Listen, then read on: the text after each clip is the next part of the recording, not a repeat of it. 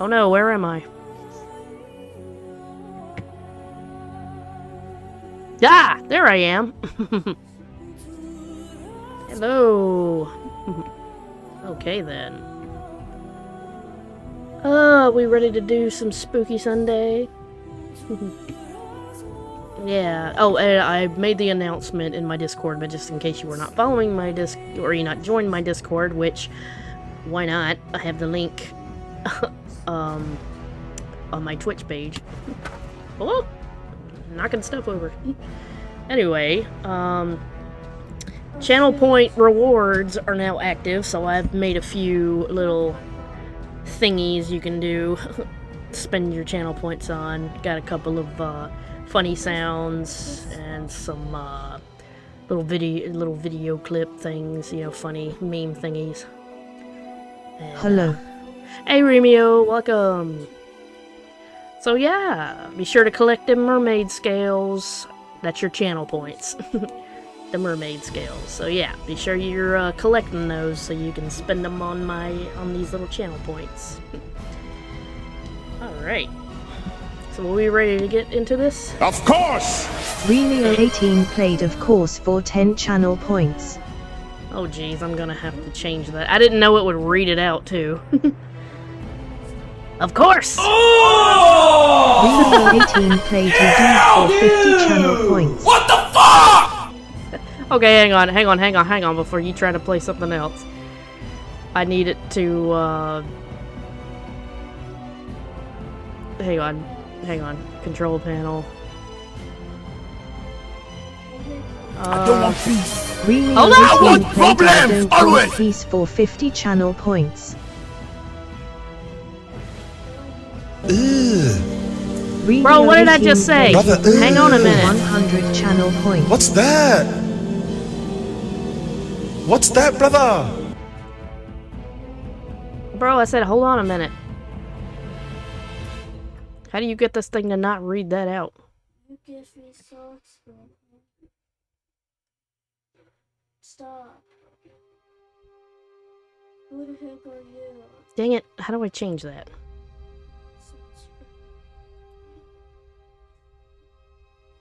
Look like a drop.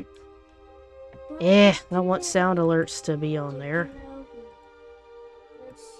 How do I get that off? I don't want sound alerts to be read out. Remio 18 played Fart Reverb 1 for 200 Hang channel on. points. Shit. How do I get that off there? No salt, just water. Disgusting. Come on in.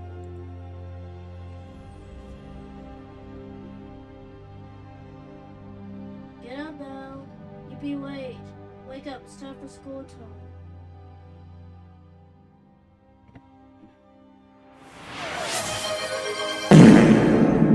Remio 18 played Fart Reverb Stop 2 reading it for out. 200 channel points.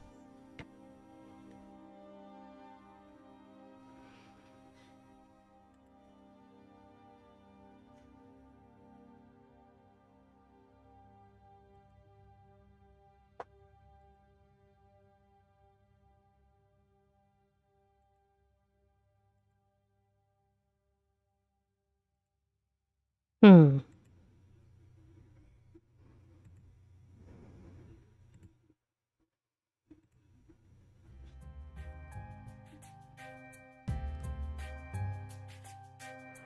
Remio 18 played OIIA Cat for 200 channel points. Stop reading that out. Bro, stop. Just hang on a minute. Pause. I'm trying to get this to stop reading the letters out. Reading the words out.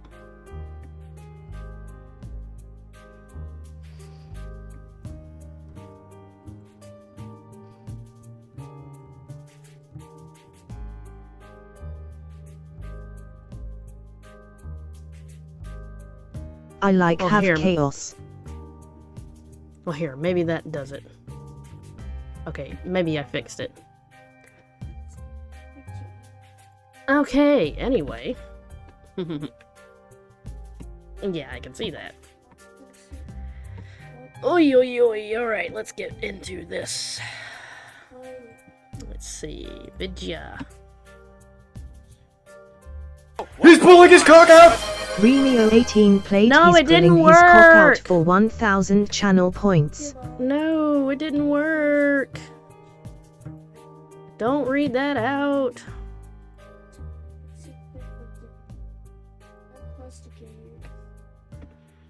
This is all I get.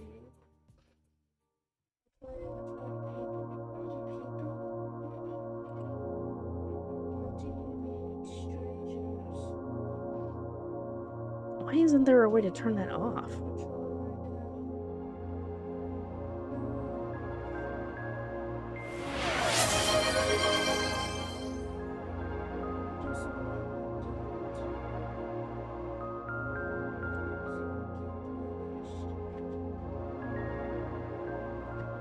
Bro, hold on. Save that. Save your channel points, man. Come on.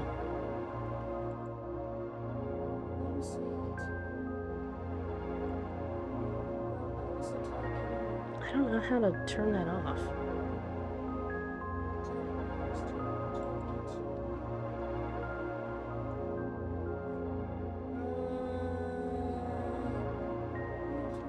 Hang on.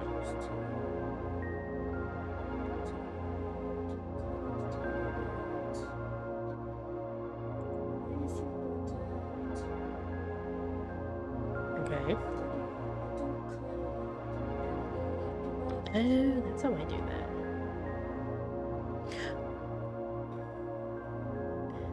Okay, I have that disabled, so what the hell? You're in the floor. I'm surprised here. Wait a minute, Johnson. I love chaos and wasting my channel points, and plus I get them back with my stream streak. Oh, I know, but I'm trying to figure some stuff out here. How do you get it to not read that out, though? That's...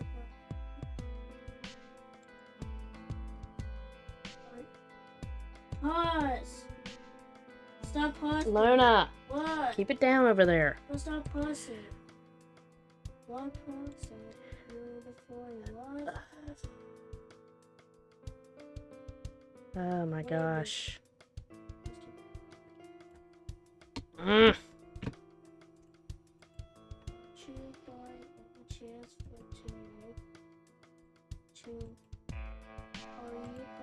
Ugh, you're gonna make me look this up, aren't you? Hang on. I gotta do some troubleshooting, hang on. When are you going to have the other emoji out the Twitch? I gotta edit it so Twitch will accept it. They're like really picky about the picture, like dimensions and parameters before you upload it.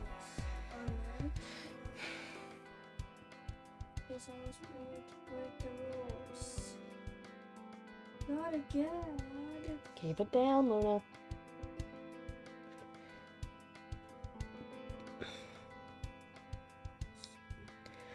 Excuse me. Okay.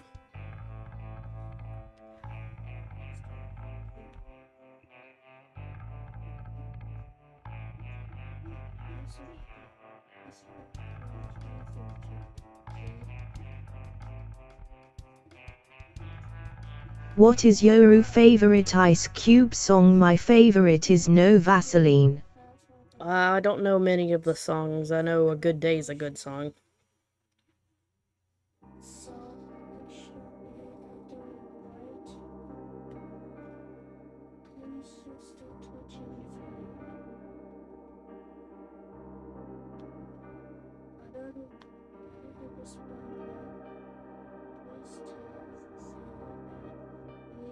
Hello is one. What? Yep. What? Me? What, my dad? Yep, just like your father. Okay, but I do have it turned off. Stop fighting. Don't fight, please. Oh. That's all your fault. Alright, what?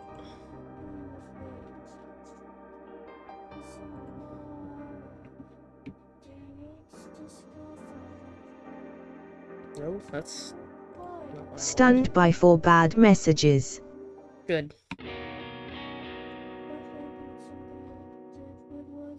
just hit it, man.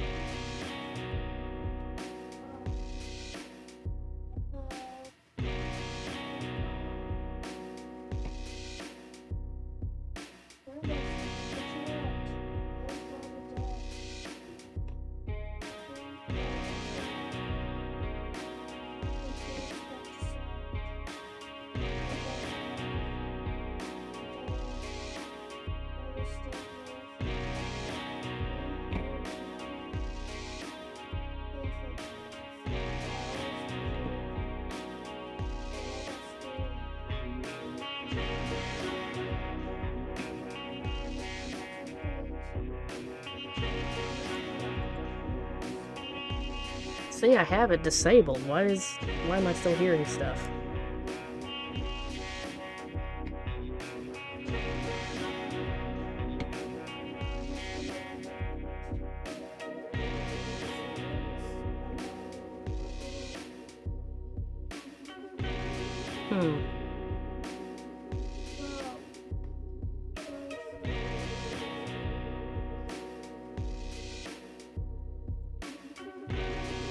And plus I have 30k mermaid scales. Okay.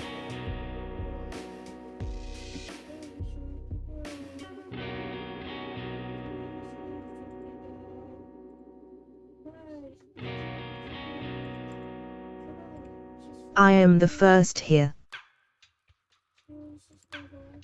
Yep.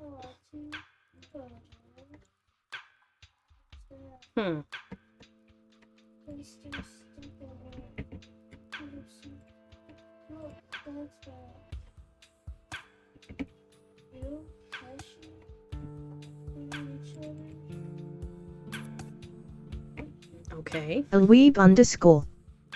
Welcome to my channel. Huh?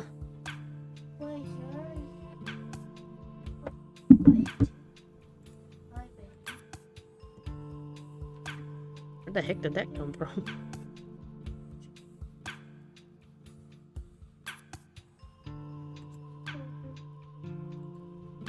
Here's your shampoo and some body wash.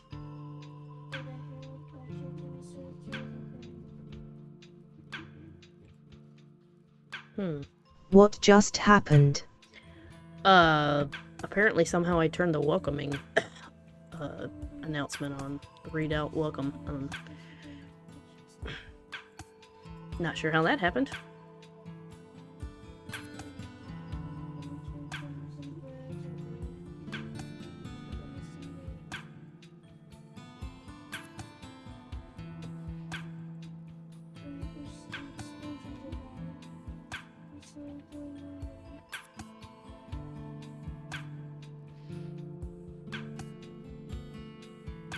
Whoop whoop. Yeah. This is weird.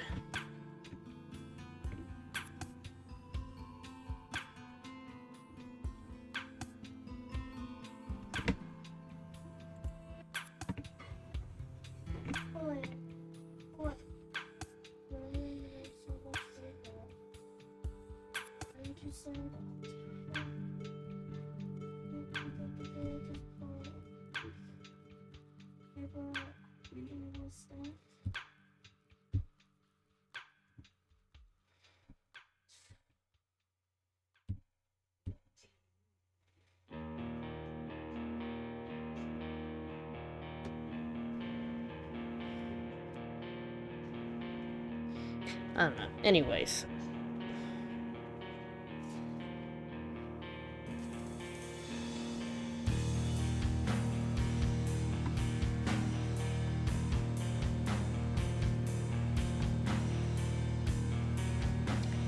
Anywho, let's switch this over to... Okay, we are on video, so...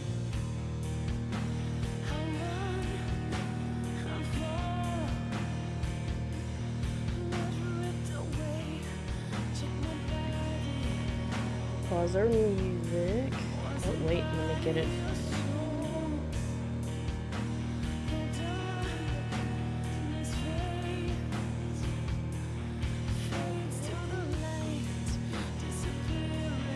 There we go. Pause and play. Hey guys, Super Horror Bro Mike here, and in today's video we investigate a series of creepy VHS tapes as we explore the story and secrets of Amanda the Adventurer. This video will take place over 3 distinct segments. Firstly, a basic overview of Amanda's story on a surface level, then a look at each of the 6 secret tapes, and finally a look at the hidden story these tapes reveal. While this is not intended to be a theory video, it will at least give you a clear understanding of the story Amanda the Adventurer sets out to tell, and serve as a basis for any potential theory related content I may dive into in the future. So sit back, relax, and let's explore the sinister story of Amanda and her hapless sidekick Wooly. Oh, it's you. Cut my life into pieces. This is my last resort. Our story opens with a letter. I know addressed this to a guy. character called Riley from their Aunt Kate, who recently passed away. Aunt Kate seems troubled, telling Riley she wishes she had been able to tell them everything. She bequeaths them her house Super as well as a Horror. mysterious tape in the attic. That's However, him. Kate warns Riley that once they watch the tape, there is no going back. And so, during one stormy night, Riley arrives at the house and heads upstairs to the attic. The attic is full of children's toys. Everything from toy ovens to a keyboard and talking robot. There are also several locked objects. A chest, lockbox, safe, and a locked closet. At the far side of a room is a work area with a notice board. I watched this By bendy taking a look at the videos. information pinned to this board, we learn a little more about Aunt Kate and what she had been up to. We learn that Aunt Kate's full name was Catherine Park, and that she had worked as a librarian at a children's library where she received a certificate of excellence. However, outside of her day job, And it his seems fluff Kate was videos. something of a private investigator and had been working on a case involving a missing child named Jordan. Her client, Jordan's elder sister Joanne Cook, had enlisted Kate's help after her brother disappeared 2 years prior, a tragedy which led to the death of her grief-stricken parents soon after. While police assumed Jordan had been snatched by a random stranger from the street, Joanne believed there was more to her brother's disappearance. Joanne approached Kate for help because she had once frequented the library she worked at, and watched the show Amanda the Adventurer at Kate's recommendation. It seems Kate recommended the Amanda show to families who visited her library. However, as Alright, give me 1 second, guys. Food's done. I'll be right back.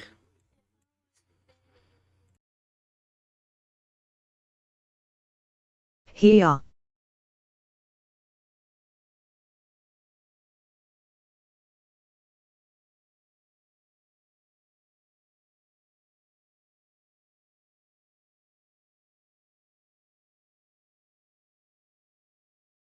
Welcome in Weeb.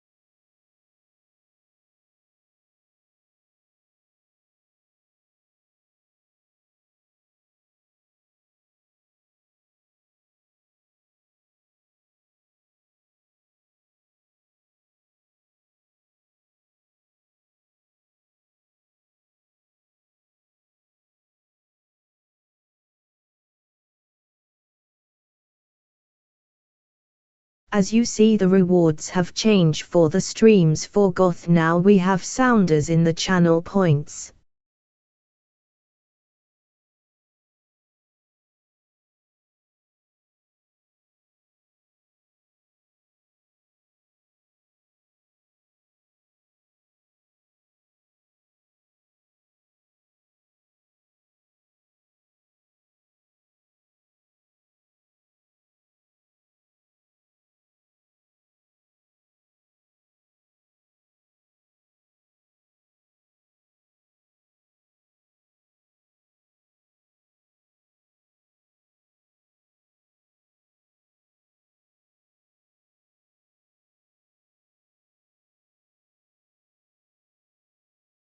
Nice, sounds cool.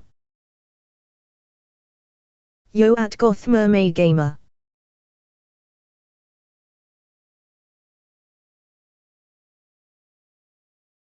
Everything okay?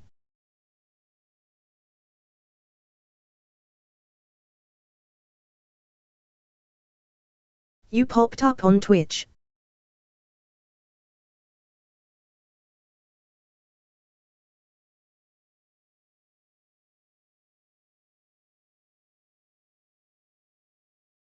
Huh? Oh, we got a first time chatter, Mari. Hey, hi there. Wait, where am I? Ah, there I am. Yeah, everything's cool. Don't worry. I just popped up on Twitch. Oh well, I'm glad you decided to stop by. Yeah, sorry, I was just getting some dinner, which is acquired. So now we will continue with our vidya. No, goodbye. Wait, how to put... Okay. Let's go. Okay. Luna. Welcome in first time So chatter. this is what I mean, you're yapping too loud. As Joanne comments, Amanda the Adventurer changed over time and became quite unsettling, developing a hypnotic trance over the children who watched it, including Jordan. The little girl on the show seemed to communicate directly with her brother and said some peculiar things to him. Could this show have something to do with Jordan's disappearance? The note concludes with Joanne mentioning that she knows about the other kind of work that Kate conducts outside of the library, work others don't believe in. She feels she is being watched and asks to meet.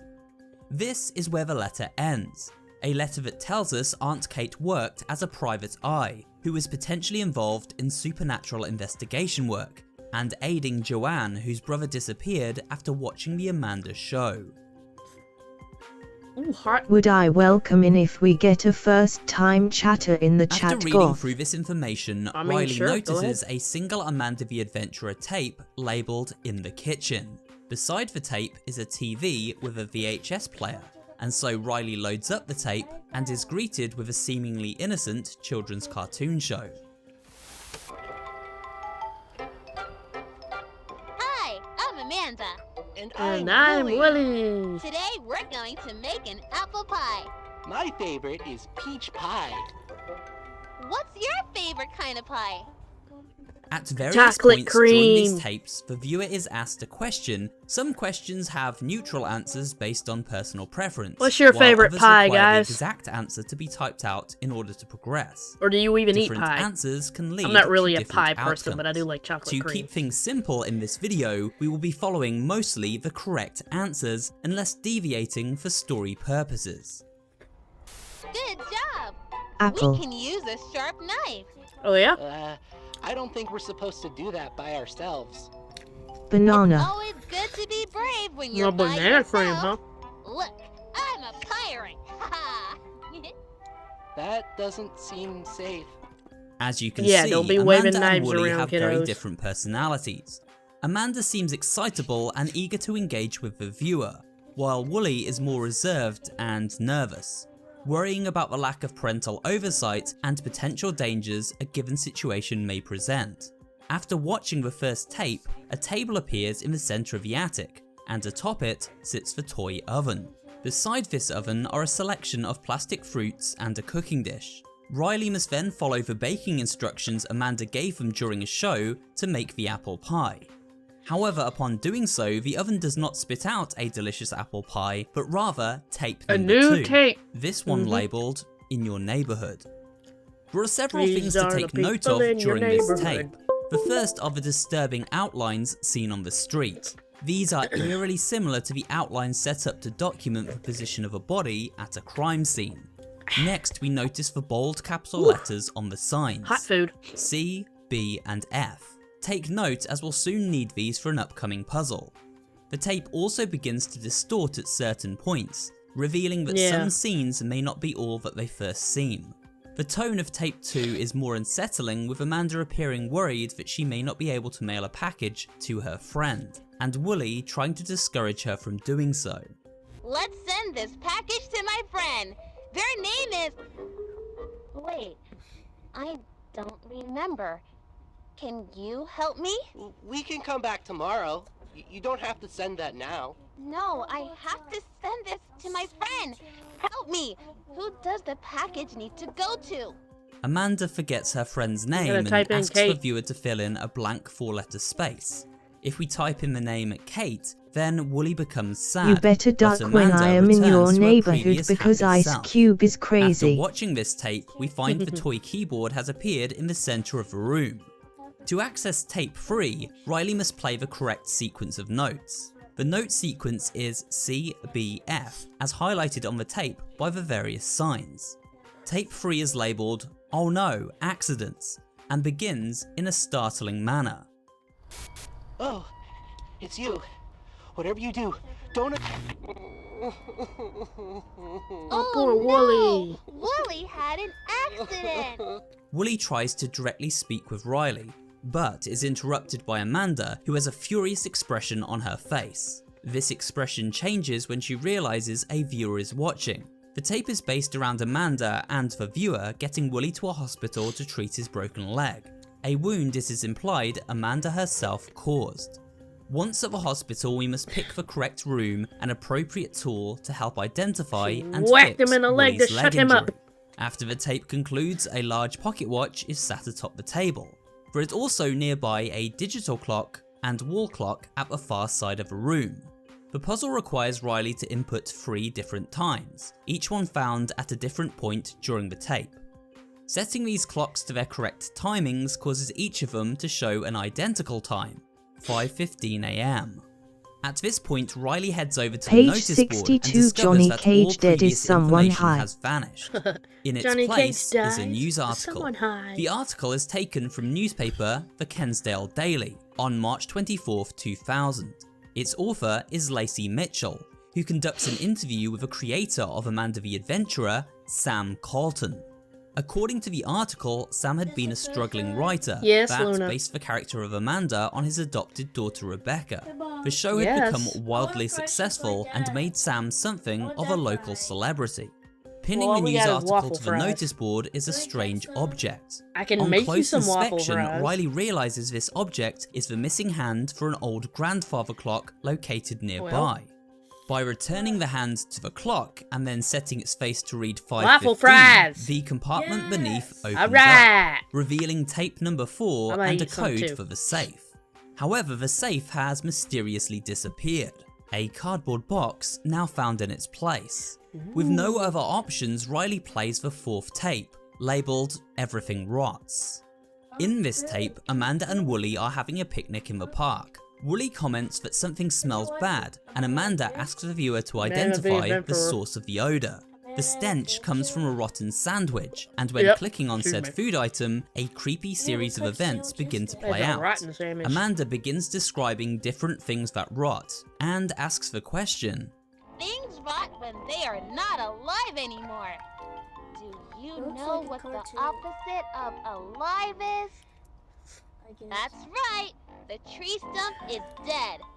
Dead is the opposite of alive. Wooly's like, this is kind of a morbid subject. This leads to a sequence where the viewer must identify what has killed a What is fox. that? Wooly becomes increasingly How much worried, you don't worry yet about it? You Amanda shouldn't be seems watching this excited to anyway. You investigate. brought her what brought Wooly her tries you. to stop things from continuing, but Yeah, before he can, brother, the tape skips ugh. ahead and What's Amanda wraps that? things up. No, While brother. doing so, she makes some disturbing comments. Sometimes I feel myself rotting, Rotting. but It feels far away. Amanda, nothing is rotten here. What do you think? Amanda asks Riley if everything rots. At this point, we are able to answer yes, no, or any variant of this. While different answers elicit different responses from Amanda, the outcome is Like a always Wooly the goes, same. you don't have A to answer horrifying that. demonic entity that has some similarities to Amanda herself emerges from the attic door and chases over to Riley, consuming them. Hang on and I'll make some See? fries. Everything is fine here. It's all fine.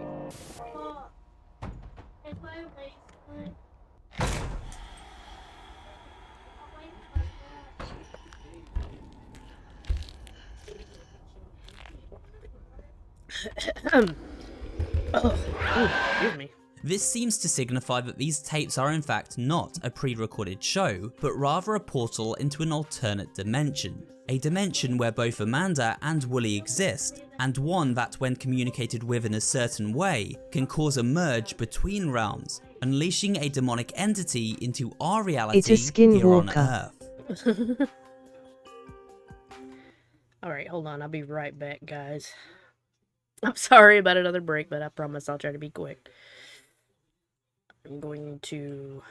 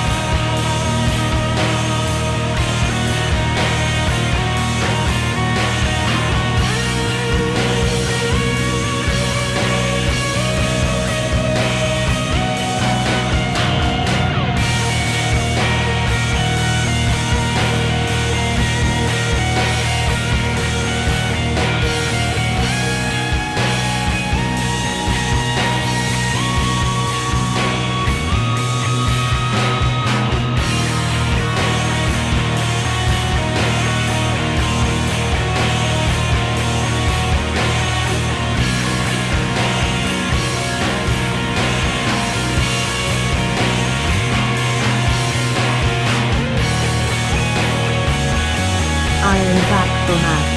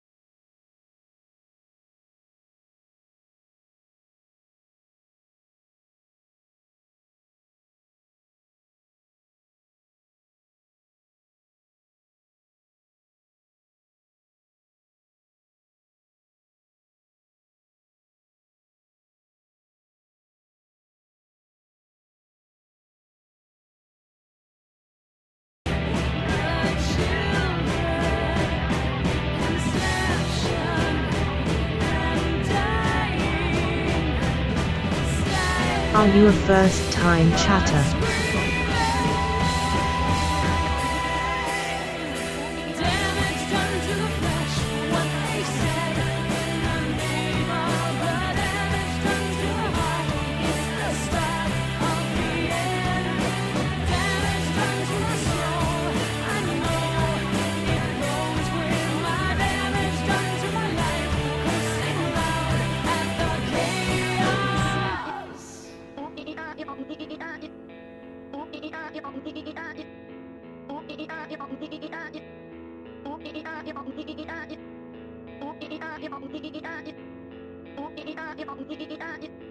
Welcome in.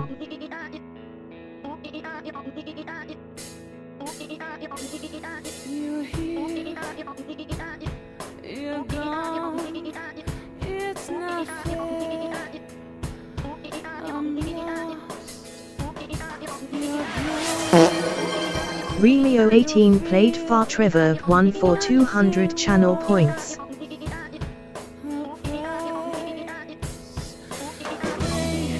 the children you lost along the way. Still remember the names and the faces cold and abandoned. They cry their fate put in your hands. When it's over, they come to haunt you.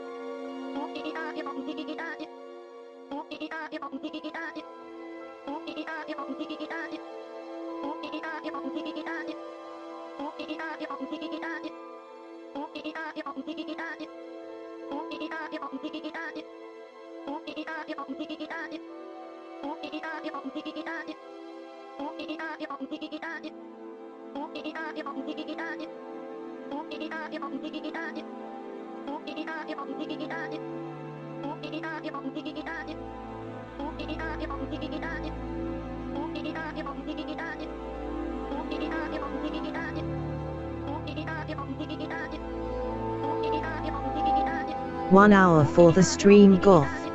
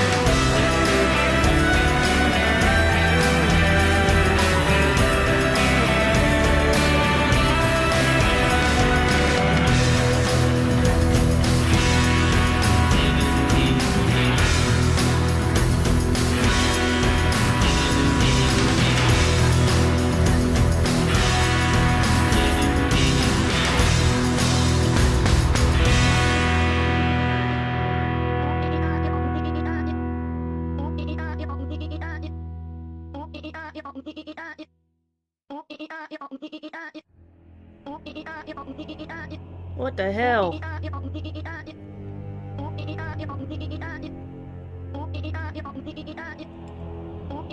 Why am I hearing that over and over? The heck? Why was I hearing cat over and over?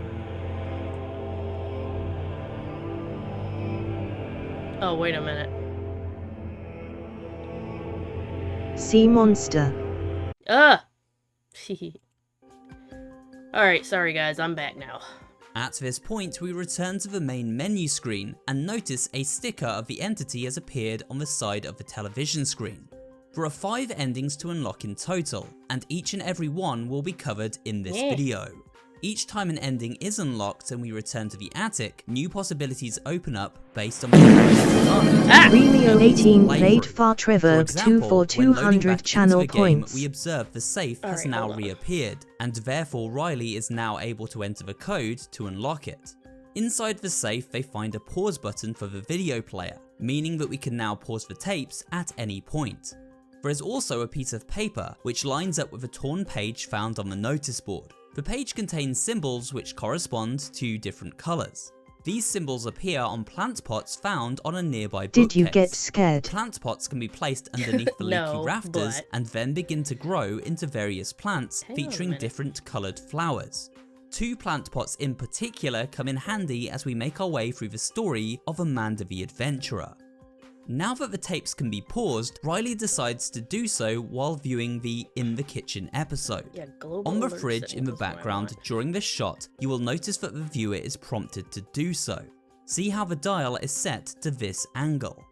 If we head over to the oven and set the temperature to Oh, maybe I 575 do while the this. tape is paused, then events alter after we return to watch it. Maybe that'll fix it.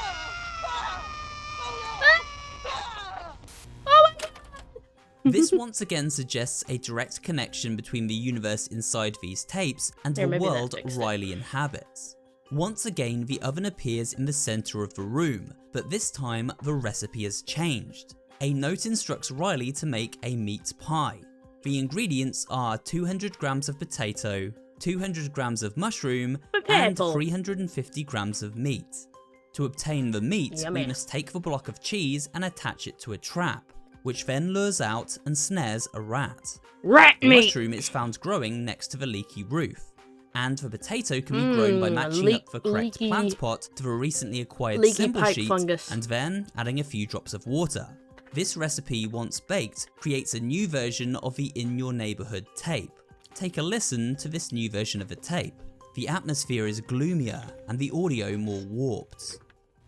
Good job! Let's go to the store! Let's pick out Rat a meat card. yummy. My friend, something bad. This is a rat burger? What kind of card should I send Demolition them? Man. Anybody seen While Demolition watching Man? the tape, a number of creepy moments occur. In this sequence inside the shop, we cut to a shot of Amanda looking helpless as she laments that something bad happened. She begins to lose hope and starts to look distant. Wooly quickly interjects to try and prompt the viewer to help raise her spirits. I don't think we want this. I think Amanda is confused. Shh, here's a secret. It's my birthday. Maybe we can help her out. Wooly's helping hand restores Amanda to her usual perky self, this suggesting that Wooly's purpose in this world is to keep Amanda happy. If she loses hope or becomes too agitated, then the demon is unleashed and manages to escape the confines of these haunted tapes. The tape ends with Amanda asking to go to the candy store to pick up something for her friend, only for the stores to disappear and be replaced by butcher shops. As we click on these butcher shops, Amanda's fury elevates and she becomes distressed, actively trying to avoid entering the butcher shop, as if it represents something troubling. No! Why is this happening? No! Why can't I stop this? This isn't the candy store. There is nothing here that I want. Maybe you can take us someplace else? I want to get my friend a special treat. Amanda keeps requesting that we get her friend a special treat, and eventually destroys the town around her. Damn. Once again, this seems to symbolise her inner power, and how she unleashes a powerful demon if enraged. The tape concludes with Amanda asking the viewer to address the birthday card. Typing in "Wooly" allows Amanda to present her sheepish friend with his gift, and abruptly ends the episode. The table is back, and this time features a colouring book. On the pages of the book, cryptic messages read, "Where? We went. We tried to. You took me." The task here is to remember the order in which we visit the stores, and then colour the correct store accordingly. The order is always the same: convenience store, candy shop, butcher shop. However, the drawings become harder to decipher with each turn of the page. Eventually we are taken to this page. On the left side, a padlock is shown with the word guts spelled out Ew. below, and on the right side, a doll is pictured with its head being snipped off by a pair of scissors. I mean, you Riley gotta heads over to decapitate the lockbox dolly. and enters the letters G, U, T and S. This unlocks the box and provides them with a new tape titled "What's a Family?", as well as a pair of scissors. The scissors can be used on the doll perched atop the couch by the TV. However, for now, it has disappeared, and so Riley plays the next tape, which takes place at a petting zoo. It's fun to spend time with animals. They are very different from people. They look different and they don't talk like people. Amanda, I'm an animal, and Animals don't talk, silly. Throughout this Talk to the tape, hand. Amanda refers to Wooly as an animal and tries to dehumanize him, something that makes Wooly both frustrated and uncomfortable. His Yeah. frustration seems to be reflected in the environment, with objects such as this barn breathing heavily and turning red from anger. As we explore deeper inside the barn petting is zoo, we tweaking. begin to see Wooly lose his human traits and become more and more like a sheep, before eventually Bah. turning into one completely. The tape ends with Amanda asking the viewer how an orphan kitten must feel. Typing "alone" prompts Amanda to ask if we will help the kitten, and if we answer yes, she begins to manically smile as if pleasantly surprised. If we type "no", then Amanda freaks out, and her demonic form is instead unleashed once Why more. won't you? Won't you help the lonely kitten? Won't you help the lonely kitten? Won't you help the lonely kitten? Won't you help the lonely kitten?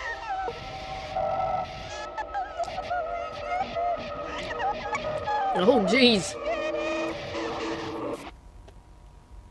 Won't you help the lonely kitten?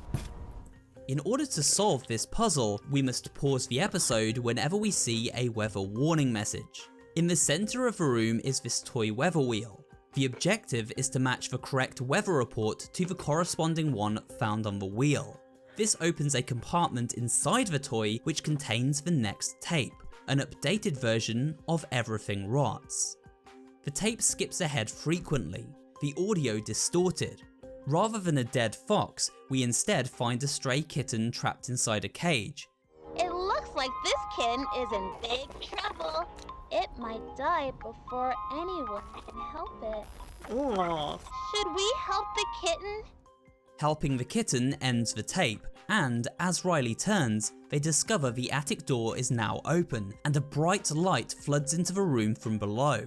Heading downstairs, they now find themselves inside the butcher shop from the VHS tapes, the one Amanda was so terrified to visit.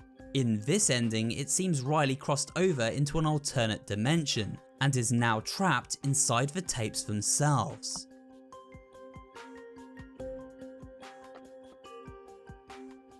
Returning to the game for a third time allows us to conclude Riley's story and begin piecing together the secret story knocked of something over. Amanda. Clumsy The doll me. has now reappeared on the couch, and so we can take the scissors and snip its head, which reveals a set of batteries have been stuffed inside. The batteries can then be placed inside the toy robot Blabbot, powering it up. However, Blabbot requires codes to activate. The first code can be found during tape 2 on the wall inside a convenience store. Enter this code and Blabbot splutters to life.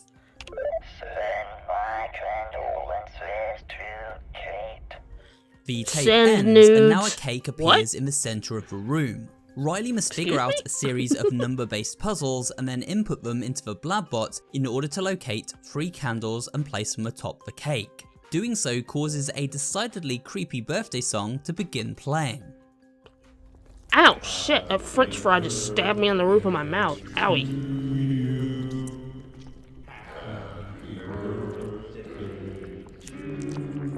Ew. I don't think you baked that cake correctly. This sugar-coated VHS is an updated version of Oh No Accidents, and in this version of the episode, Wooly asks the viewer if they trust him. No. We don't have much time. Do you trust me? Wooly, ready for an adventure? Amanda! You know you can't. Wooly had an accident. Before Riley can answer, Amanda shows up and explains that Wooly is unwell and has a head injury. She forces him to drink a strange concoction which places the poor little lamb into a deep sleep. Don't The drink final that. chilling No. sequence of this tape Don't do sees it. Amanda asking for our help to select the appropriate surgical instruments to carry out an operation on Wooly. Our choices do not matter, as Amanda ends up selecting all of the tools at her disposal. She then begins to fight Wooly as she attempts to saw his head open. I tricked you. We're going to use all 3. Huh? What? What's going on? The patient is getting rowdy. I'll need a little help here. Help me! Please! So, who are you going to help? No matter what decision the player makes, Get the Wooly hell off me, you ultimately is crazy overpowered bitch. by Amanda, and it is suggested that he dies. Her bloodlust too great to quell. Riley ejects the tape and notices a new one has appeared on the table in the centre of the attic. This tape once contained Riley's favourite movies, but seems to have been recorded over. The tape is made up Oh of a man, you string recorded of over brief my clips. shows. Hi. Trap door. Treat. You may have noticed that some of these clips are taken from early versions of Amanda the Adventurer, a nice Easter egg for long-time fans. Turning back to the attic, and Riley discovers yet another tape on top of a trap door. It reads Summer 1989, though once again this has been scratched off. This tape is also brief, but listen carefully to what is said. I'm allergic to apples. How many chairs? How many mushrooms? How many fruit? How many chairs? How many chairs? mushrooms? How many mushrooms? many fruit? How many fruits? How many many lights? By counting how many of each of the previously mentioned things are found around the room, we are given the numerical code 2862. This can then be input into the closet padlock, which opens and provides Riley with a bucket and another tape. From this tape we gain the code 401258. Inputting this code into Blabbot reveals a secret message. The treasure is in the chest. It's what's on the inside that First, you need counts. the key to my heart.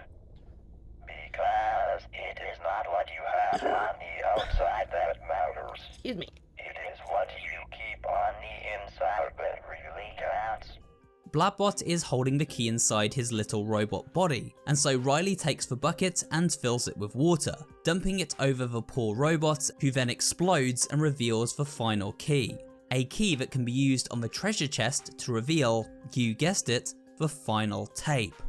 This tape is labelled We Can Share, and playing it reveals Amanda Sharing is home caring. alone, colouring on the sofa. She asks Riley if they wish to know her big secret. Can I share a secret with you? Yes. Are you sure? It's a big secret. Is it really okay to share my secret with you? I'm out I'm there. out there. Somewhere. Amanda is overtaken by the entity within, and the screen begins to loudly glitch out. Panicked, Riley searches around them and comes across a brick. They hurl the brick through the television screen, destroying it before the entity can escape. The sun rises, and our story ends. For now. There are in fact 2 additional endings that players can unlock here. The first is known as the true ending, where after destroying the TV screen, a mysterious stranger bursts into the attic, dressed in detective attire. It seems they were racing to intervene, but got to the house just too late. The final ending is also abrupt, but far more somber. If we answer no when Amanda asks to share her secret, then the following sequence plays out. Oh, I thought you were different. I thought you were different.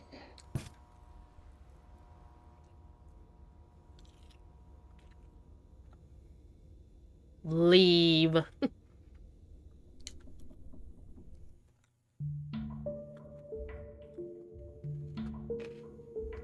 Now we've taken a look at the surface level story and all endings Ow, bit unlockable my within lip. Amanda the Adventurer, let's turn our attention to the game's 6 secret tapes. The first secret tape is accessed by baking a peach pie rather than an apple pie during the oven puzzle. The peach can be found behind these boxes. This recipe produces an orange tape, which when played shows us a home movie. In this tape, a mother is filming her daughter while she watches an episode of Amanda the Adventurer. The girl's father runs up the stairs to call her down for ice cream and cake, as it appears to be her birthday. However, the little girl is transfixed to the television screen. As the parents turn back from their conversation on the stairs, they realise their daughter has vanished into thin air. The front door now open. We got cake and ice cream. We got your favorite, mint chocolate chip. Only get to wait 2 days until I get the Mortal Kombat League C collision. Why would your tummy hurt? Lauren? I love mint chocolate chip. Notice how Amanda comments on the ice cream flavour the father spoke of. This confirming the tapes contain living want some of your entities Pepto? who can communicate directly with Alright, let me go whomever get your watches chewels. them. For the second tape, we must load up the first version of the accidents tape, and when Amanda asks, "Who can help you when you're hurt?"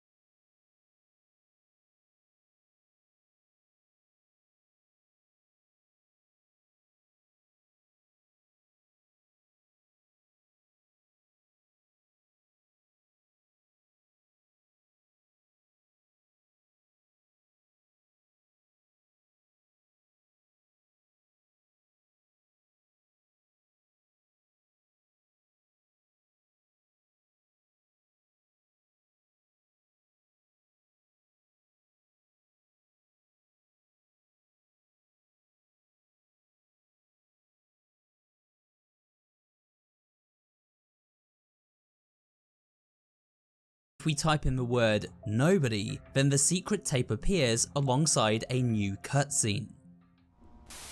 You're probably right. This tape contains an interview between Amanda's show creator Sam Colton and a fellow TV presenter working at the studio called Sadie Capon. Here are some interesting highlights. You know, I really have to thank our local librarian, Miss Kate, for being such a champion of the project. I think she's talked about it at every single story time. What inspired you to create Amanda? The show is a celebration of kids' imaginations. But really, it's all Rebecca. As soon as I met my beautiful daughter, the inspiration was there. You know, she was so young when I adopted her. And despite what she's gone through, she's always seen the world with such kindness and joy. Do you see big things happening with Amanda the Adventurer? I've actually had some people approach me about it. They want to turn Amanda into a cartoon. I can't really talk about it yet, but it's exciting. As you may have heard, Riley's Aunt Kate was actually friends with Sam Colton, and this is why she recommended his Amanda show to so many children who visited her library.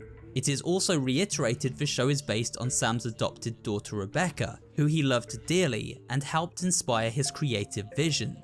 We learn Rebecca had been through a tough childhood before Sam adopted her, yet despite this, she still retained a sense of optimism and joy.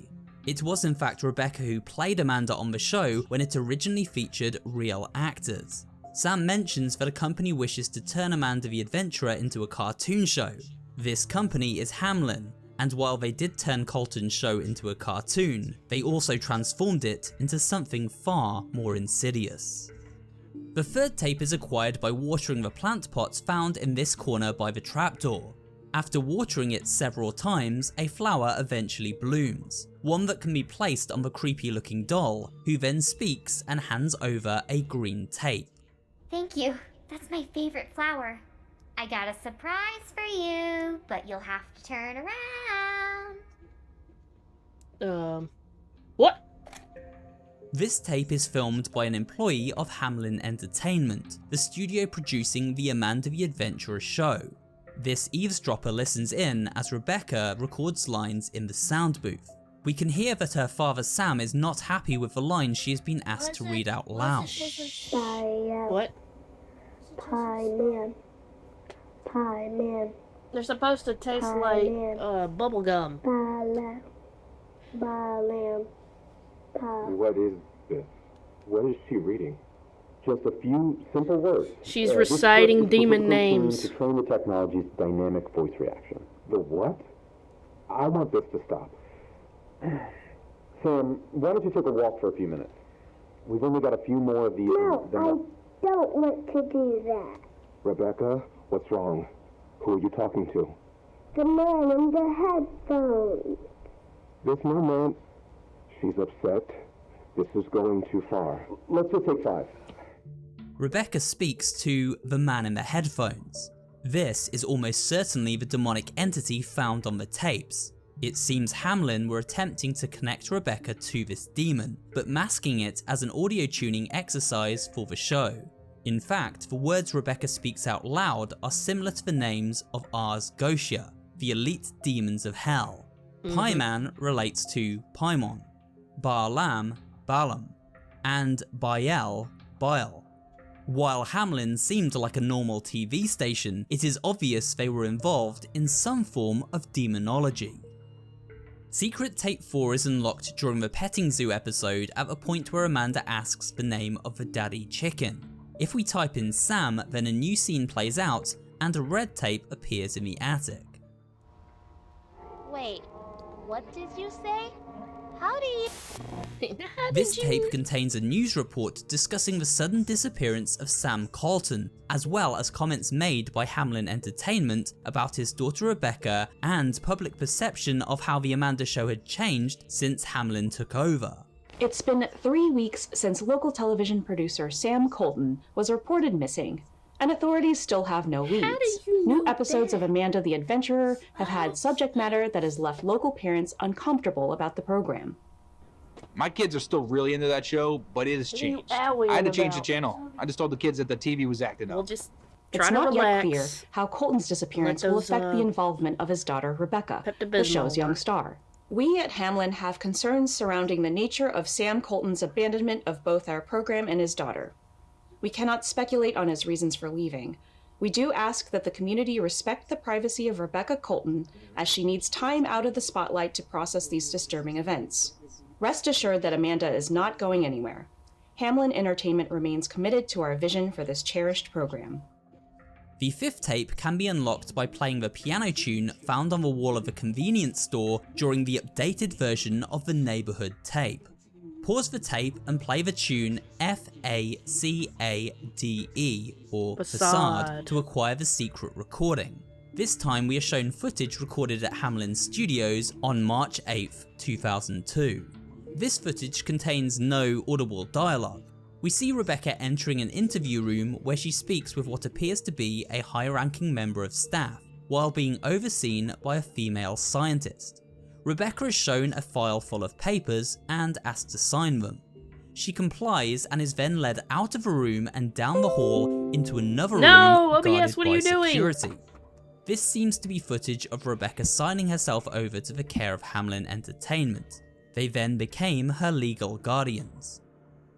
The very last secret tape is so secret that, to access it, we must go into the game's save file and alter the value of this line of code, changing it from a 5 to a 6. At least this is the only way I've personally managed to trigger it in the game world. The tape shows Wooly waiting patiently in a back room. Occasionally he does something like bow his head or sneeze, but nothing important ever seems to happen. It seems this is where Wooly waits until he is called to assist Amanda when an episode of a show begins to play. This is Wooly's place of tranquility, the only peace he manages to find in So this it's not just like a realm. shit post. It did have purpose. And so we come to the end of this video. But before we check out, it's time to quickly bring together everything we've learned as I offer my best guess as to what exactly happened to the humans involved and how the world of Amanda the Adventurer and our own reality are connected. Everything began when Sam Colton, a struggling writer, adopted a little girl named Rebecca, who inspired him to create a TV show called Amanda the Adventurer, the titular character based on his beloved child. The show, which starred Rebecca, quickly rose to popularity on a local television network, and Sam's friend Kate Park, a local librarian, helped promote it at every opportunity she got. It wasn't long before Sam was approached by TV production company Hamlin Entertainment, who wanted to turn Amanda the Adventurer into a hit cartoon show that could be broadcast around the globe. Sam agreed, and Rebecca was given the opportunity to continue voicing the protagonist Amanda. However, after making the move to cartoon form, the Amanda show began to change. People noticed the themes were becoming darker and more adult. Weird things were being said during the episodes, and children became hypnotized whenever Amanda was on screen. Then they began to vanish from their parents' homes, right from under their noses, as if they plain just disappeared. Sam noticed that the show's directors at Hamlin were getting Rebecca to record some very strange lines with demonic sounding phrases. Rebecca seemed to be communicating with an entity no one else could see or hear. Then one day Sam disappeared, and Rebecca was taken into the care of a studio shortly after. From here we begin to speculate as to what exactly happened. To piece the proverbial puzzle together, we must look at various episodes of the Amanda show. They are full of metaphors and cryptic clues that help us make some educated guesses, as well as coming to logical conclusions. First of all, I believe Sam Colton was killed by members of Hamlin to stop him meddling in their demonic experimentation.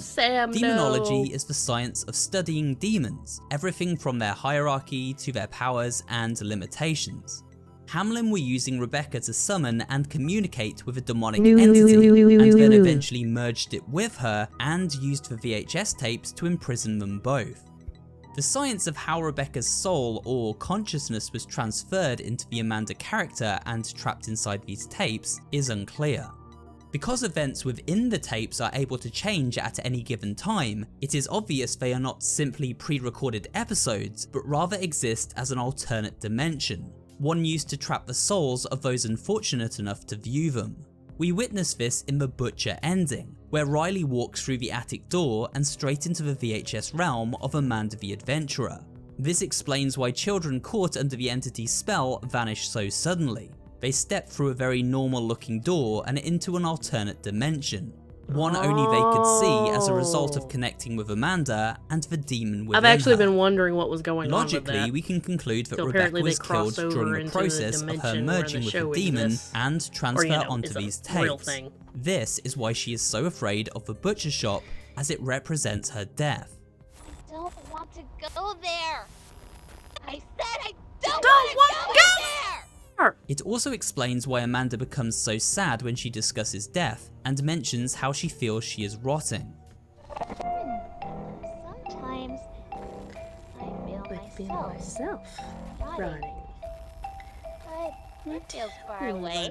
And lastly, it explains why she laments that she is still out there somewhere, feeling phantom ties to her rotting corpse, which remains in the human realm.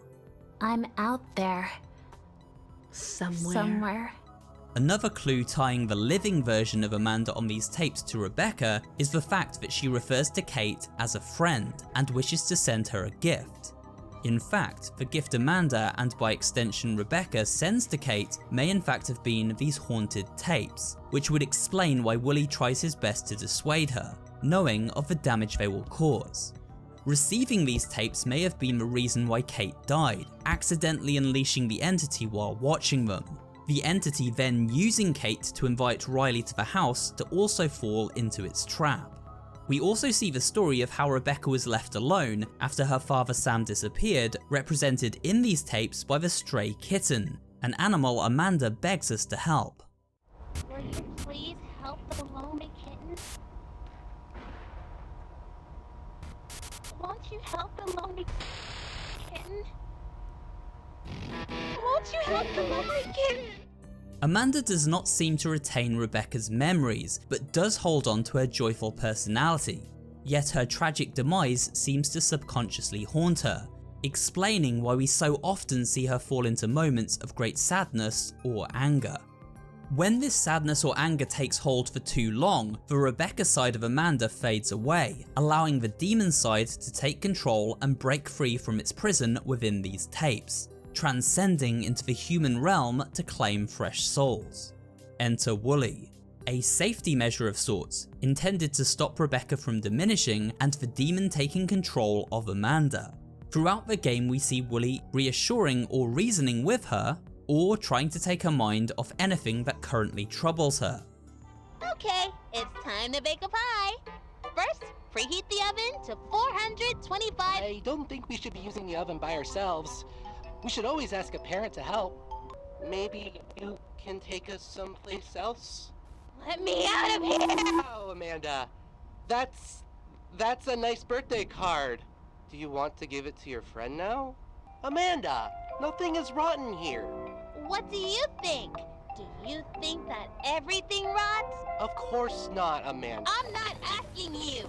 These are all traits that belong to a parent, and therefore it makes sense that Wooly is in fact Rebecca's father Sam. Sam was the first to disappear after Hamlin sought to stop him meddling in their experiments involving his daughter Rebecca. This event is represented in the tape by the fox, who became caught in a trap and then died. But why dispose of Sam completely when he can be imprisoned inside the video realm alongside both the entity and his daughter? Hamlin knew that while Sam wouldn't retain the memories of exactly who he once was, his consciousness would still feel naturally drawn to Amanda and feel protective over her. Precise memories may have been gone from those who were trapped in this realm, but as Amanda herself has proven, these souls still feel a familiarity to remnants of their past lives. Rebecca doesn't feel as drawn to Sam as he does to her because she shares Amanda's body with the demon, who attempts to corrupt her at every turn. However, Wooly is a beacon of hope in this world, and this is thanks to the inclusion of Sam Colton's soul and his bond to Rebecca. From everything we know about Sam, he seemed to be a good character and kind of heart. This also explains why he tries to warn the viewer of the danger they are in at every given opportunity, and is desperate to stop the madness that Hamlin started. We don't have much time. Do you trust me? Wooly, ready for an adventure? Amanda!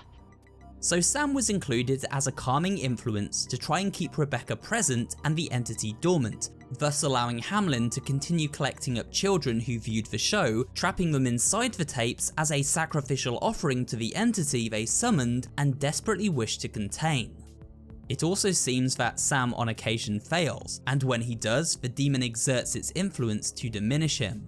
We see this during the petting zoo tape where Wooly loses his humanity, and on the hospital tape where the demon uses Amanda to attack him directly. But what of the mystery man who burst into the attic at the very end of the game during that true ending? Well, my personal theory is that this was an ex-employee of Hamlin, the whistleblower eavesdropping and recording evidence to use against Hamlin as seen in the secret tapes. They may even be the ones who provided all of the secret tapes to Kate before her unfortunate demise, rushing to try and save Riley after they trigger Amanda's demonic form, suggesting that this whistleblower had the attic under surveillance the entire time and were watching from the shadows, collecting evidence in order to eventually expose Hamlin for their crimes against humanity. We do after all see the many bodies of the victims in both the butcher's store and on the streets outside. Hamlin must be stopped, and perhaps this whistleblower and Riley can team up to expose the truth, shut down Hamlin, and free the souls of Rebecca and her father Sam, while simultaneously vanquishing the demon trapped inside these haunted tapes with them. But for now, the story of Amanda the Adventurer comes to an end. And with that, we wrap up this extensive look at the story, endings, and secrets of Amanda the Adventurer. This was a big video, and it took me a long time to put together, so thank you for waiting patiently while I did so. I hope you found it both entertaining and informative. If you did, remember to leave a like, comment down below, and of course subscribe for more horror related content. Thanks for watching, and I will see you on the next video.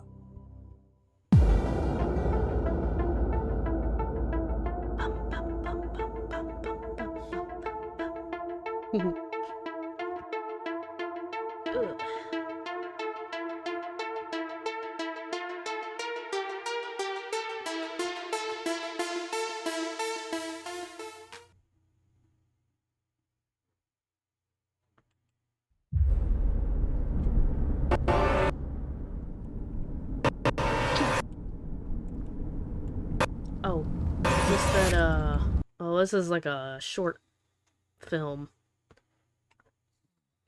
Ooh, excuse me. You do not recognize the bodies on the water. Award-winning SCP-2316 horror short film. So yeah. Let's strap in, I guess.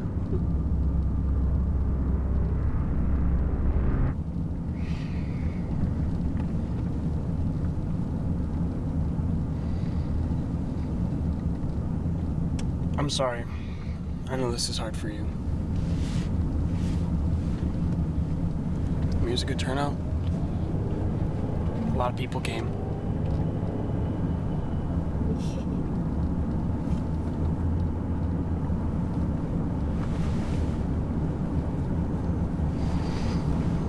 I'm a little surprised no one remember me. I mean, we met at Elle's birthday. Will you stop talking about my sister? I'm sorry.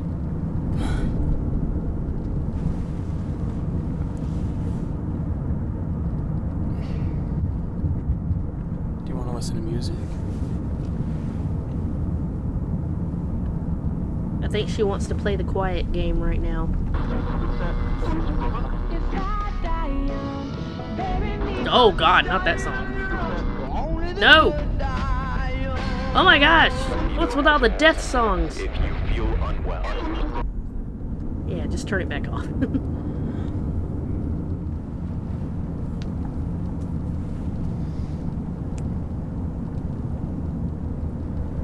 Pull over. Why? Pull over, Adam! Okay, jeez.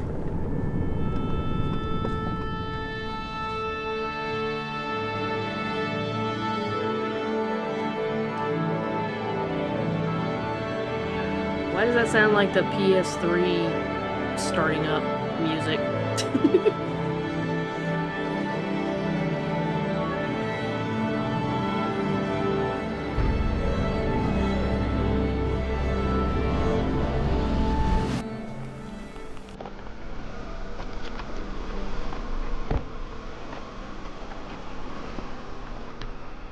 Grace! Grace, what?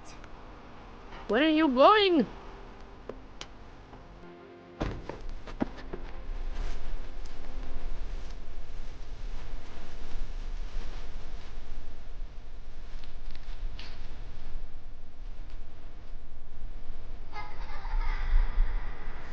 I stop children's laughter.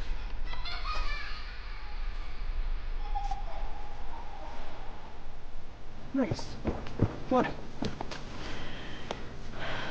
What did I do? He used to come here when we were kids. So our little hideaway from out back.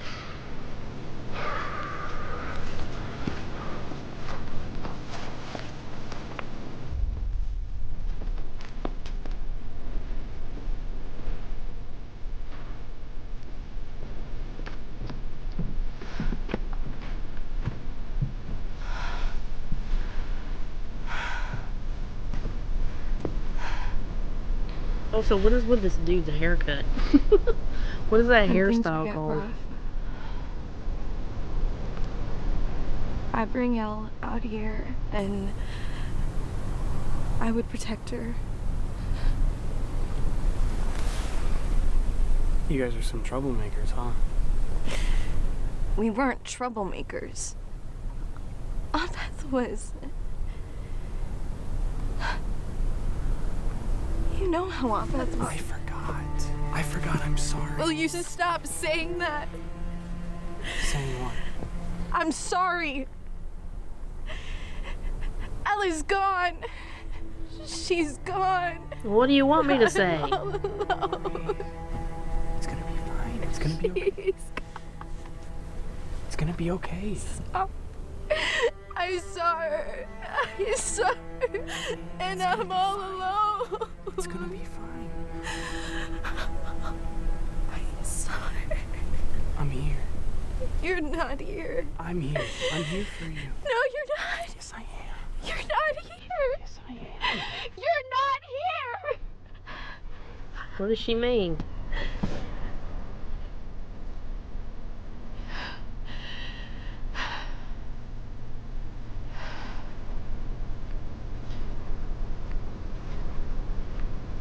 Maybe we should just leave her alone for a minute, dude.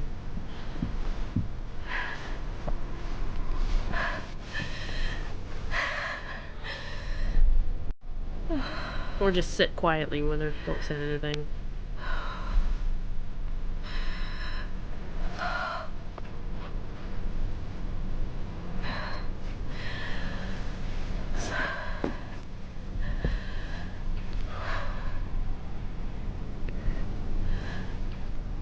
Did you know I had 2 fish growing up?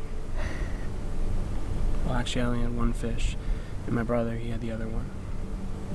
And we won them from the state fair. And my mom, she was pissed because she had to buy 2 tanks. But she couldn't say no to that look on our faces. No. And one day, my brother, he was so upset because he felt guilty. On standby for bad messages from the chat.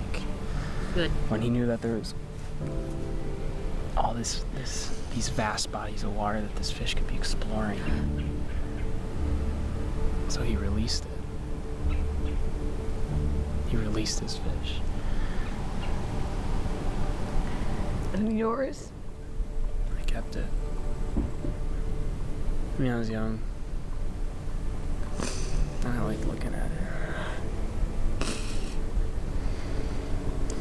Until it died. And what I'm trying to say, obviously, we never saw my brother's fish again. But it probably lived a much better Really, life. you want me to sing? I mean, it was probably Sing my thriving. words.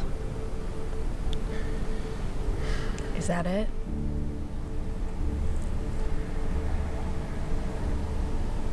That's your story? No. You're my fish. I'm your fish?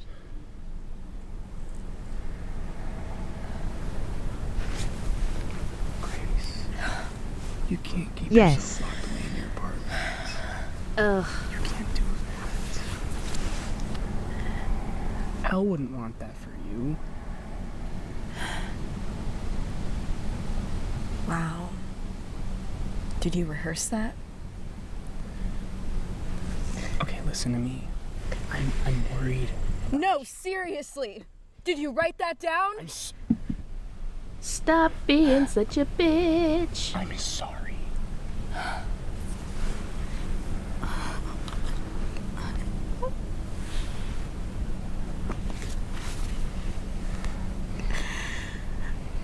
I don't know what to say.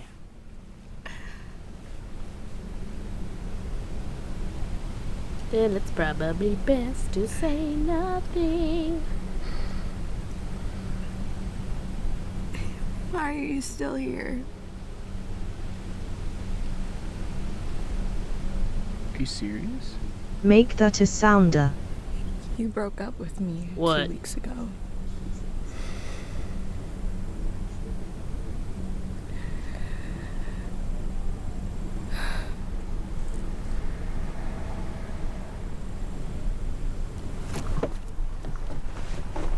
Well, the bitch one would be funny. And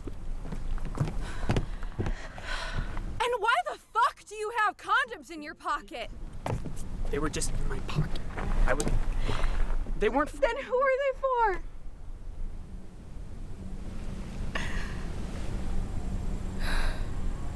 Right. No, be a bitch. Yeah, the bitch one would be funny. Okay, Grace. I was gonna fucking say it. I cannot keep Stop fucking doing this shit being anymore. such I'm a sorry. I know this bitch. shit is hard, but I'm trying to be there for you, and you just keep yelling at me. We're fucking done.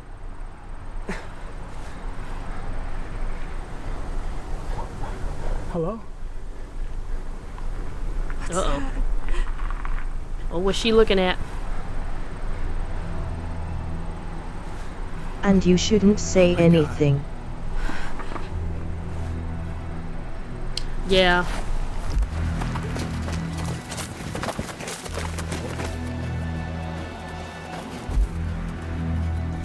Grace!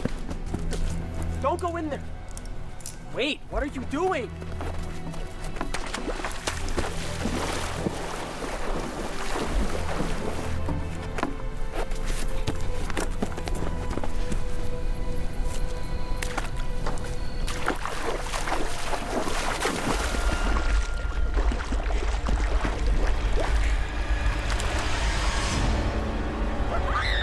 Oh, is that supposed to be her sister? What is it? It's out! It's out! It's out? It's out! That's impossible. Where? Where? She is going to see Jason.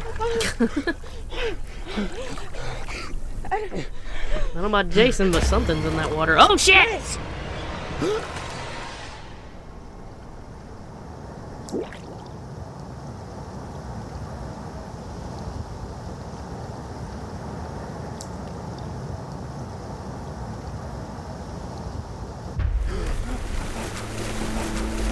Because he in the lake.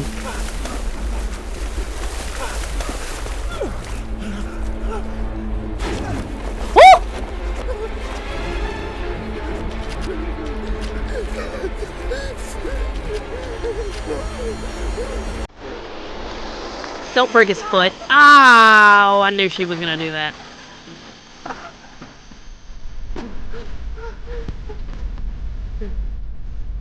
What is wrong with that lake? Cursed or something.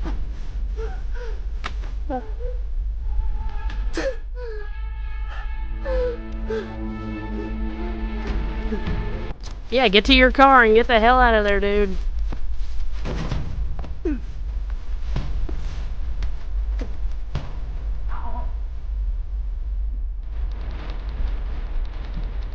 Of course, people are gonna have some awkward questions about where she went.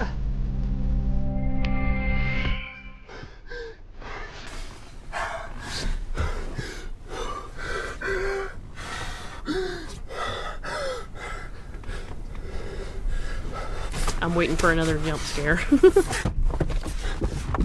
Oh no, his keys are in his jacket, aren't they? Of course.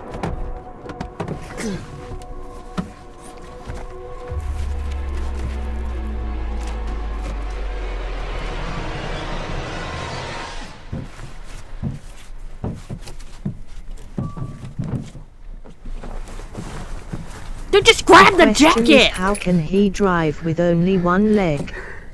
I guess he'll have to manage. Dude, just grab. Ah!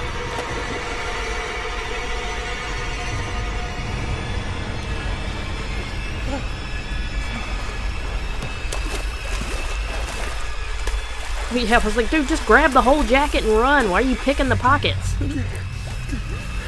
Oh Lord, she coming.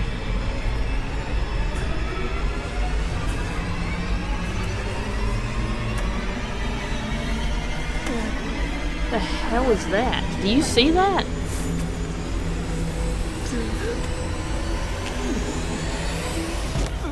No, let go!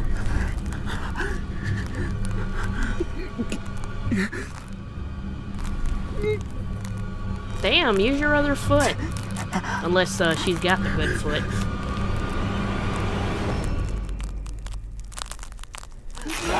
Bye-bye. Damn. Ooh, that was spooky. That's pretty good.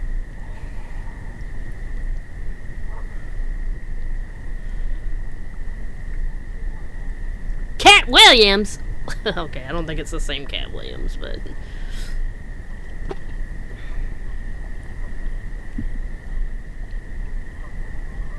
He off to see Jason.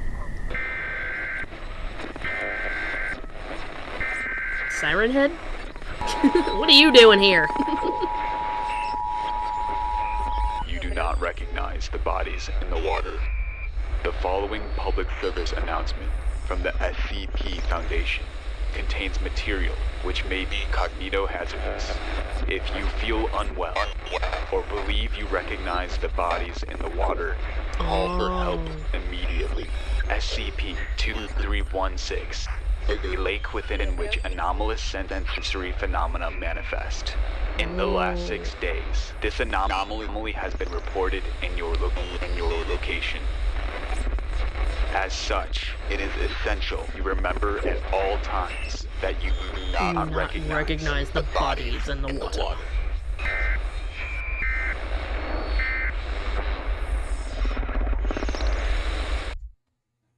Okay, I get it.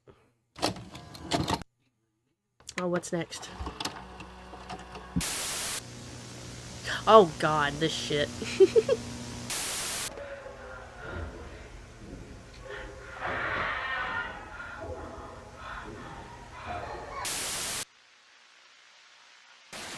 Oh! Wonderful! Now I just need a few more things.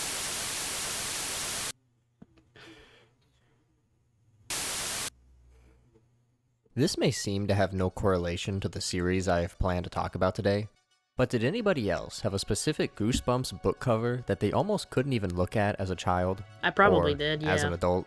Anyways, because I had probably two. The first one was probably The Haunted Mask. That cover was pretty freaky, but I was still able to read the book and enjoy it. On the other hand, Night of the Living Dummy had a cover so petrifying, so soul-stealing, that I remember when pulling the book out of the bookshelf for the first time as a child, I dropped the book and ran the other direction crying. Hell, the covers for the next two entries are equally as terrifying. Perhaps it's just that weird design that just shook me so badly, because now that I think about it, the marionette scene from the Polar Express had to be skipped because I was just too scared of that damn puppet. This might also explain why the beginning of Monsters Inc. used to scare me so much too. And say it wasn't cheese the monster and die. or anything like that. It was this freaky kid who just haunted me and so badly. the girl who cried but monster. He does look kind of similar to our puppet villains over here. Needless to say, the reason I'm going on this long rant about scary looking puppets is the first thumbnail for this analog horror series, Harmony and Horror, looks just like the evil dummy from my past. It kinda coming does, back yeah. to reignite that fear. Harmony and Horror, as of this moment, is a 2-season-long horror series on YouTube created by Baddington. It has been one of the most requested series I check out, even since the beginning of me talking about analog horror, and it saw a recent uptick when I made my Five Nights at Freddy's video. It's pretty clear looking at all these thumbnails that we are probably going to be in for something of that similar vein. We're going to check out the first 10 entries into this first season playlist, as this is a beefy one, so strap on in and grab your comfort snacks, cause Lord knows we ain't getting comfy anytime soon after this. But before I let you get too far, just wanted to say if you're new here and enjoy what you're watching, be sure to hit all those neat buttons down below, including the subscribe and bell notification so you can be a part of every new upload. Also, real quick, just wanted to mention that as of this moment, me and some others are going to be at Phoenix Fan Fusion all 3 days, May 24th through the 26th. Not affiliated with the event in any way, it's just going to have a fun time, so if any of you already have tickets or are planning on it, you might see some familiar faces. There will more than likely be more info and details as the convention gets closer, but anyways, now you can pass through. Oh, I just saw Towley. Lost VHS tape. Don't forget to bring a towel. Henry.mp4. It's December 25th, 1985. Just barely Christmas morning, where we can see this doll slumped over against the wall. In the background, we can hear what sounds like a young girl talking to her father, trying to explain to him how she broke the toy. It's not really that big of a deal. The arms just came off, and It's a toy. I'm just doing Needless the funny to say, the Towley dad voice. seems still a little confused, but the girl says that he won't stop crying. Towley from South Park. After the camera glitches out, we then go into what looks to be security footage from this either toy factory or toy store. And right out of Five Nights at Freddy's, we periodically check both ends of the building to make sure all the dolls are staying where they should be. Given that they are just dolls, they shouldn't be going anywhere. Sounds like this. You're starting to piss me off, you little piglet son bitch. We've moved ahead to August 11th of 1986, and we are either in the eyes of an actual person or an automated security feed. I only watch Family Guy. I'm not too sure how fancy those got in the 80s. The camera glitches out a bit, and we see that a visitor has come by to pay a visit. Expand your library. The hash-slinging slasher moves his way towards the front two doors before we get a really brief flash of light, and at first I could not make this out, but after going frame by frame, it's clear that this is from the POV of someone getting prepped for surgery, about to be knocked out. When we come back, however, our figure is gone, and coincidentally, we get a new friend coming up from the middle just as a couple dolls go missing from the top right shelf. After that nightmare, we are met with yet another, as this pretty creepy doll stares directly into our soul. Based on the title, I'm going to refer to this guy as Henry. After a bit, he begins to communicate. I can't feel my arms. I can't feel my legs. Yet I only feel pain. There is something inside me, something that beats. He then looks directly into our souls yet again, like it wants to get out. And by this next part, I'd say he really wants to get out.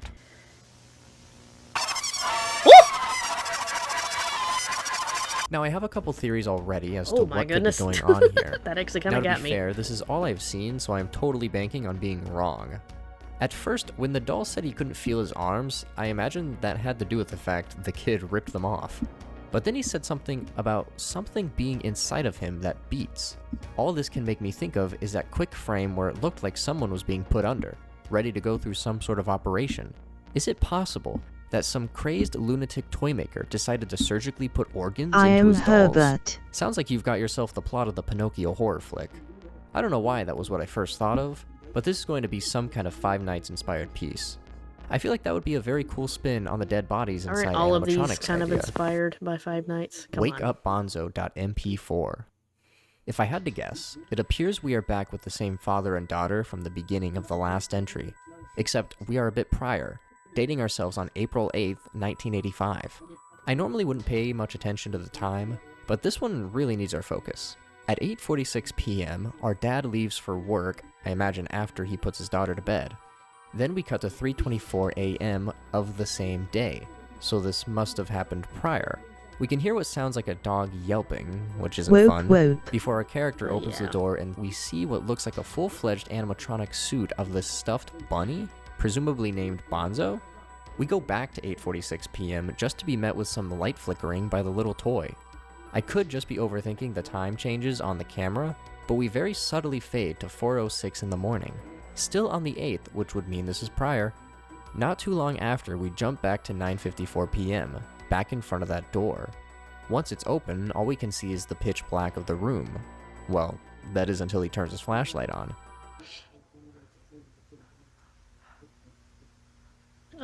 Get ready for a jump scare. We return to our plush toy, who is now looking at us head on. Oh, hell no. Why is the bunny looking at us? We cut to black for a bit before someone must have slipped something into our drinks.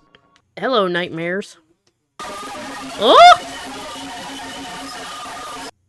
This entry probably destroyed my toy maker theory, but this one was a bit harder to pull clues from. It sounded more like a dog behind the door. Yeah, those emojis are kind of appropriate for this moment. That would certainly be something to behold.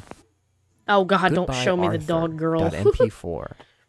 Perhaps I wasn't that far off with my theory after all. This entry begins and we are introduced to the Ice Cream Man. Can you sing along with the Ice Cream Man? Don't count on it. Don't remind us of that. Before we can get very far into a sing-along, we start to glitch out.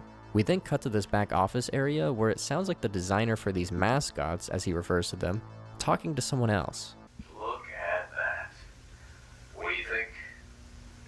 God, I'm such a fucking We can genius. also see our Henry doll sitting creepily in the Sometimes back. Our astound designer, myself. now called Martin, is probably not a very good guy considering the shocking line our other character drops.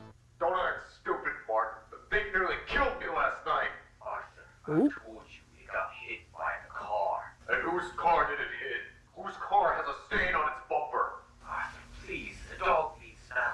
This conversation between jump Arthur scare. and Martin proceeds to keep getting more and more heated. And I don't know There's about gonna be you, quite a few, but I from the way their imagine. voices sound, it sounds like Martin is our father character we heard talking in the last entry, and that would mean Arthur was the one who opened the door and could hear the dog's cries, which would also explain the time differences. Martin quickly gives up the act and just starts to talk like a straight-up villain. One of these lines sticks out to me a little bit. It's when Arthur tells Martin that he turned the dog into one of those monstrosities that he warned would be a bad idea. So Arthur was aware of this idea Martin had for some kind of bad shit. What kind of monstrosities was Martin originally trying to make? Is he just referring to animatronics? It's possible, but it's up in the air right now. Martin continues to go on and on about how now the dog listens to him and how his work was actually genius. But then Arthur tells him that he and Martin's wife Gloria had already talked and were planning on taking the kids away from him so that they wouldn't be in danger. Martin reveals that he was already aware of everything going on and hints at something much more sinister. We're leaving tomorrow morning. I know. I knew what was going on between you two. But it's not like that. This is the rod from Ice Cream Game. What have you done? First the dog wouldn't listen to me, then my wife. I'm not gonna let anyone let me down, including you! Oh, In a shocking bro's turn of crashing events, out! Martin shoots Arthur, and I can only imagine, based on the frame of our Was slumped that what that ice cream pop man, was? Arthur is going to be donning that role. It does look like, however, we get teleported into the actual back rooms, let me tell you. But pretty quickly, we are visited by a familiar entity. If The what hell Martin is said that? is true, and he killed his wife, I am starting to think this might be her. Text Oh. on screen that just says, Oh, "Come geez. with me," starts It's to tweaking. flash on screen, before this lady does the absolute scariest thing imaginable. Oh god.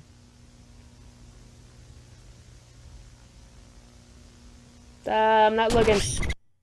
We then flash back to our ice cream man where he starts to glitch out and we get text that faintly reads, "Behind you." We are then returned to the back rooms where our ice cream man begins to lurk in the corner. I wonder if that backrooms moment with that wife entity was this world's version of passing on into the afterlife. Except it's an eternal limbo where you're stuck in a mascot ice cream suit. I gotta say, the animations throughout these couple entries have been doing a really good job at being creepy. The stop-motion-esque movements really add to it just not looking right. Yep. I want a toy.mp4. This entry opens up and we are shown a promotional poster and song for this Valid new Henry crash puppet out. doll. This seems to be like one of those I don't strange know. TV ads for these creepy toys. I don't know if it's valid. Kind of like Woody's Roundup in Toy Story 2. After Henry Woody's sings his little Roundup. song, we fade to the scene where he is laying down alongside a highway. Little star, how I wonder where you are. She is on X game mode. Maybe I should add that one as We a, then fade back and do a rerun of him channel singing the point same thing. song.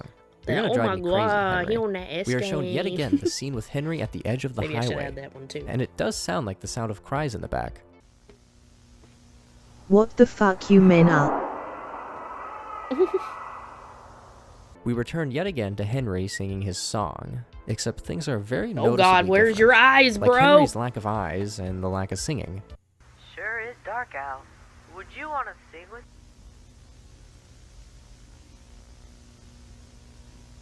Our highway scene this time also now includes the ice cream man creeping up from behind.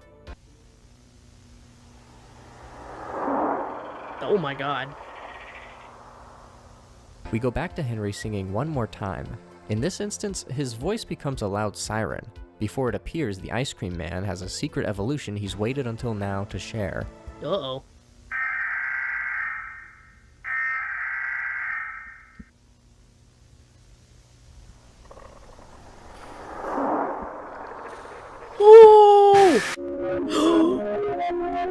Oh! As the some alarm Walton continues to file sound in the shit. background, we flash in and out of this scene where Henry has his head Oh, cut off. damn.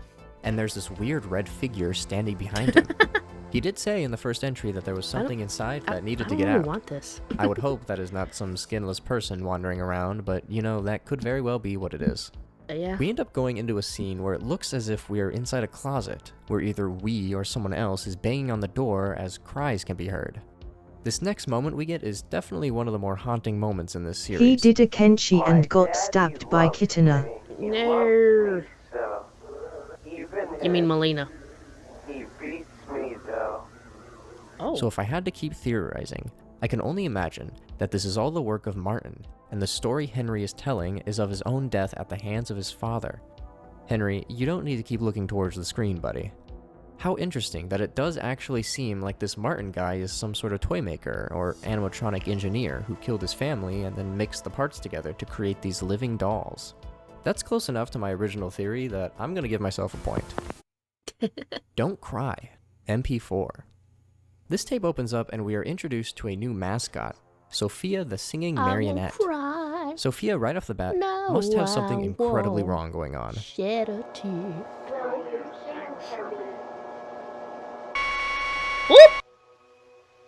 After we get that jump scare, we are met with this really bizarre sequence, where we see this little baby doll crawling around and occasionally looking at us, which I don't like.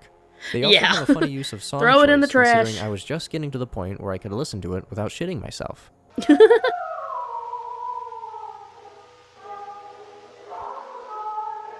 The doll turns around and we get text that just reads Mama. That was We then Raiden. cut to the ice cream man yet again, who looks to be having a really tough time.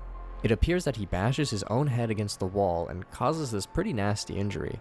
Oof. But then a hand comes up and takes off the mask to reveal quite the gruesome sight. Oh god.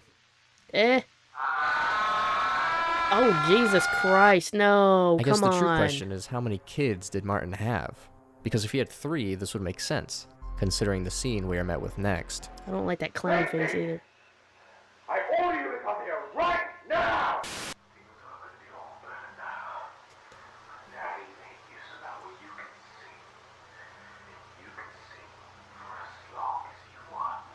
In this really tense and dreadful scene, it sounds like Martin is really abusing the crap out of his daughter, and probably has already mutilated her into the doll.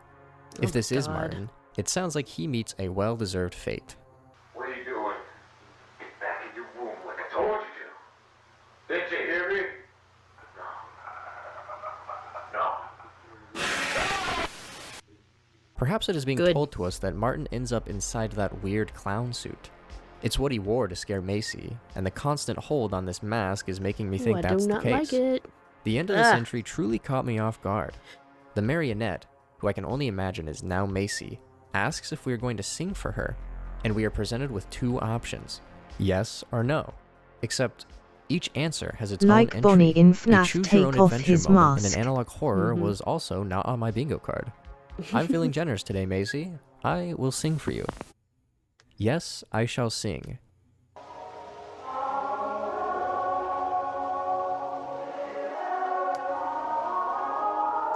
Oh my god. That thing is haunting to look at.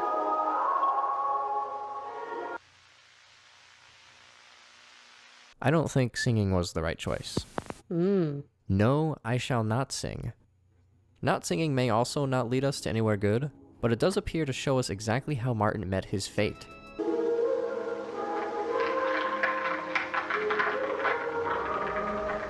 Oh shit. What the hell is that? I mean, just look at how happy he is. Good boy.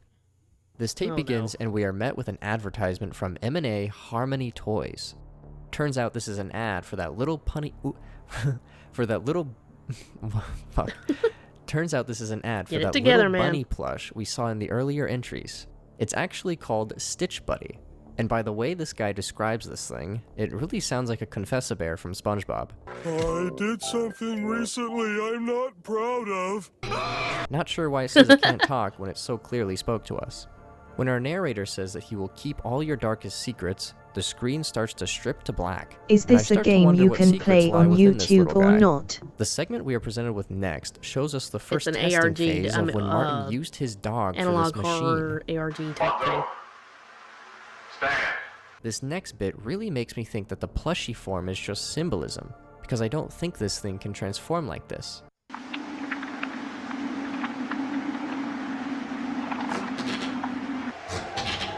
Oh god! We are then shown a really weird scene given all the context of Martin giving Bonzo commands. Bonzo, speak. Good boy. Now I just Who the fuck I is believe it? the doorbell we hear in the background is Arthur, coming to confront Martin. Once Bonzo is left alone for a bit, he starts to get quite interested in the camera filming him. Uh-oh. Oh my god, do not turn and look at us. Stop that. Don't like that. Oh, where'd he go?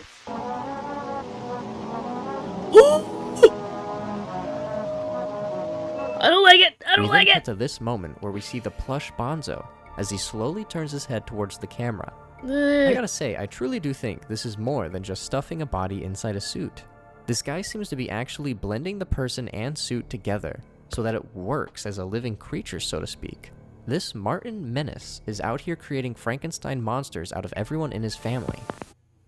Rest assured, .mp4. I have two possible theories for this entry, but I will speak on them after we go through it. Throughout this tape, it looks as if we are watching this weird rehabilitation tape, where the narrator goes on to try and put whoever is watching at ease. Didn't Not he much ease died? was provided after this borderline threatening statement about breathing. Hello. It's hard to tell with these animatronic horrors.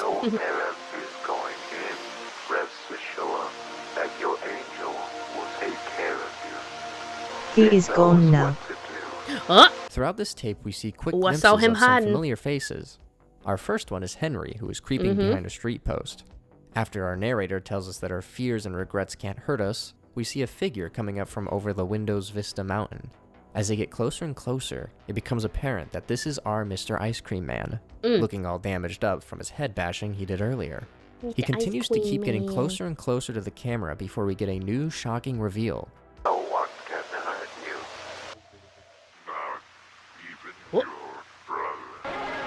Brother?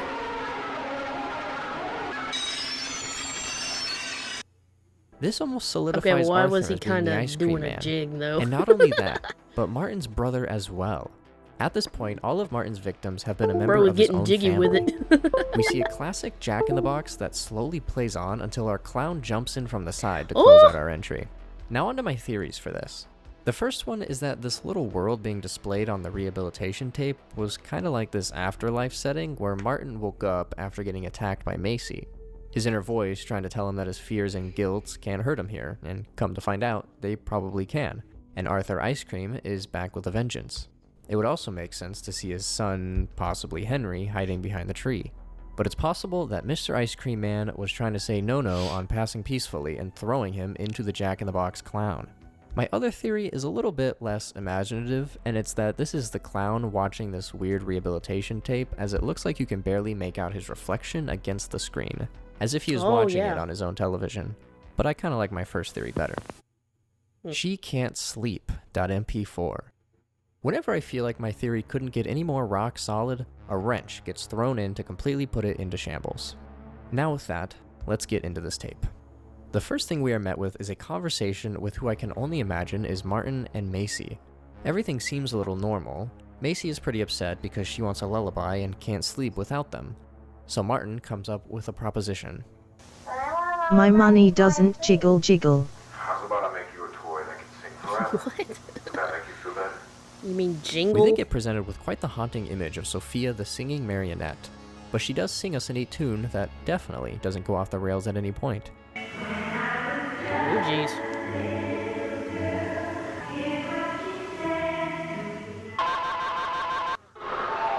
Oh, God.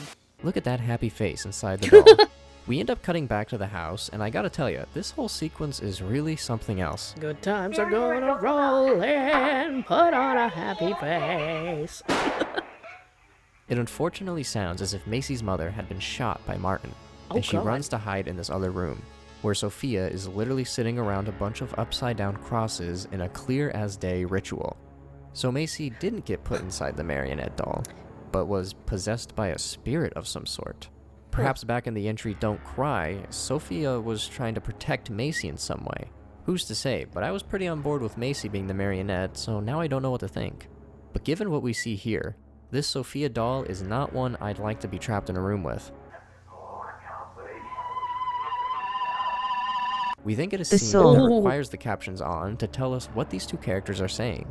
And if this doesn't confirm that Martin Jiggle, is jiggle. the clown, I don't know what will.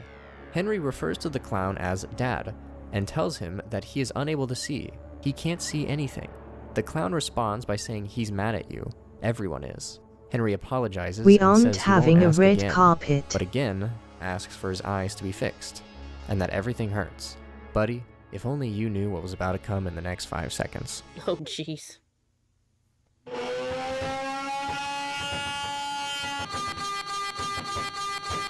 I'm sorry, was Our that tape ends on that shot of Baphomet or Sophia with her something? mouth held open, and the weird smile taking place inside. New theory. Martin is only able to make these incredibly amazing toys because of a deal he made with the devil or just some demonic entity. Who knows, maybe that's how he got super big in the industry. It also allowed him to make these weird living dolls that have people's insides all stuffed into it. We know that Martin used his dog to make this Bonzo animatronic, and it's heavily implied Martin killed his son, who is Henry, and Arthur is the ice cream man.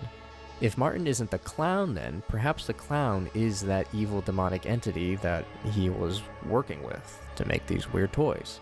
A whole lot of questions, and whenever I think I got a sturdy answer, something else comes in to throw me for a loop. Are you happy? Given this entry, I am amazed I haven't stumbled upon this yet, given just how high quality it has become. I said it briefly a bit earlier, but the animations in this series have just continually been getting better and better. Game of and this was all 3 to Thrones. 4 years ago. I'm very late to this. The tape begins and we are watching an M&A Harmony cartoon of some sorts. But before getting to that, we had a brief flash which shows a newspaper clipping that I doubt I am able to fully translate, but I will do my best. Manipulative Toys That isn't something, Batman. co-owner of Harmony Play Inc., Martin Graywinder, claims to have created the most lifelike toy to have ever been made. Robs many Batman. families of their money by selling them toys that are more dead than alive. I was Like semi-serious Willem when I said Afton. Martin made a deal with the devil, but it actually might be the case. We then get to see this neat animated segment where we are introduced to Marcus and Andrew, plus their dog. According to Marcus, the toy maker is in town and they want to go ask him to make the perfect toy. We are shown a brief frame that looks to go over the specifications of the Sophia marionette. Sophia the singing marionette is a prototype model for an upcoming new toy. The toy is operated with strings. Sophia is capable of listening to children talking and can see. It will recognize its child owner unless the child is crying. Sophia will offer many songs to sing to children. Parents are asked to not interrupt the toy while singing. What happens if we interrupt the toy, huh? What happens? Anyways, Marcus and Andrew make their way down the street. What's in the You can even see this creepo watching them in the alley. Just like an episode of Dora, we are asked if we can find the toy maker, as our two kids are having a tough time. Maybe it's the guy who looks awfully similar to the guy creeping on you in the alley. When asked if he can make the perfect toy, he gives them the bad news that it is impossible. He can make toys that blink, walk, eat, and talk, but in Batman. truth, they aren't actually fun, because the best types of toys are the most lifelike, but his toys just aren't cutting it. The kids ask if there's anything they could do to help him make the perfect toy, and his response that guy is so quite creepy. something to say the least. Is there anything we could do to help? Why, yes, there is. It's quite impressive how quickly this guy went from kind of creepy to utterly sinister in one head turn. According to the toy maker, he needs 3 key ingredients and needs the kids to help him get them for him. And again, he has very interesting responses to these children. So you'll have to get them for me. But we don't have any money. Don't you want to be happy? First up is a needle and thread. The way them kids But before just we go stare in the anywhere, camera we for are a met minute. with this dark hallway with 2 doors, where the one straight With ahead their little slowly starts to bruh open, face. but we quickly cut back to our main characters. It looks as if they found the thread alongside this oddly body-shaped bag. You can also see Banzo laying on his back there. I hope he's doing alright. The kids open up the bag, and what do you know? There's a dead body in there, and the face looks like someone stole some important features. But forget the body, we found the needle. They return with the supplies, and then are sent to go off to get fabric and paint. We return to our ominous hallway, and we can see a very beaten-up Henry tries to walk out. But based on the shadow, he's clearly being puppeted. Like last time, Marcus and Andrew return with what was needed, and the third thing the toy maker needs, I don't like very much. The next thing I need is your dog. What? What do you need him for? The toy needs to be happy, and it can't be happy without a friend. Andrew reluctantly hands Bonzo over to the toy maker, who tells them to come back later for the final step. Back in the hallway, the door to the left opens up first, before someone decided they wanted to come running. Not you won't be happy. Ooh, don't like that. The kids return and the toy maker says the toy is on the other side of this door, and the last thing he needs from them is their voice. He needs them to sing a specific song, and they were told to repeat after him. Unfortunately, when they sing, this huge warning message pops up, warning us that our safety is in jeopardy by viewing and or hearing the original audio/video. But to be fair, Bonzo has taken over the center screen, so I think safety is out the window. After the song, he opens the door to reveal his creation. It's just behind this door.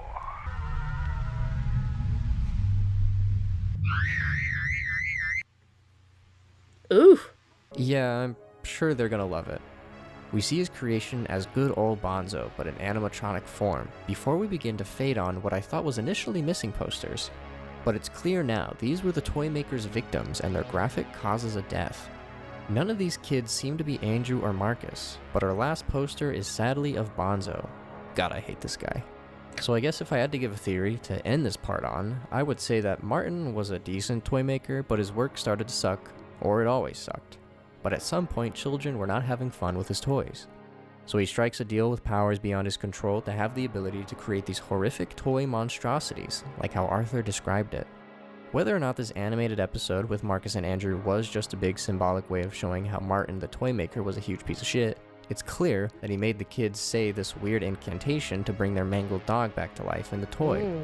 This is going in some really wild directions, and we're only halfway through the first season. While it's clear that this was Five Nights inspired in some areas, it mostly manages to put a completely new and unique spin on just about every area. No need to worry, as I will for sure be covering the second half of this season soon, because I need to know what happened. There are so many possibilities on where this whole thing could end up, and I for one am still not set yet on a theory. Like last time, I could literally just be rambling off like a lunatic, but there's gotta be something I got right.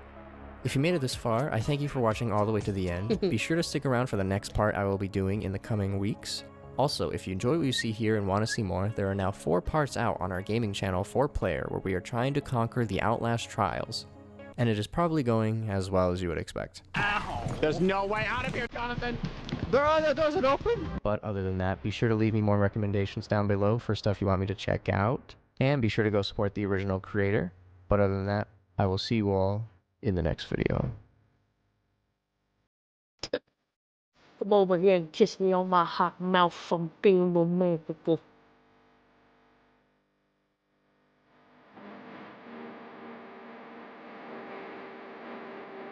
there's another part to the Terminator. I guess we gotta check that out next time.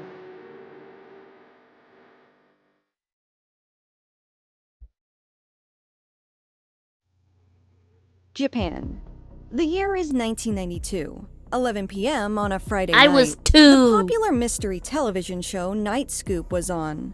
A long-running show that's still on today that solves mysteries provided by the viewers themselves. Each and every mystery being solved, without fail. Tonight, however, was a bit different.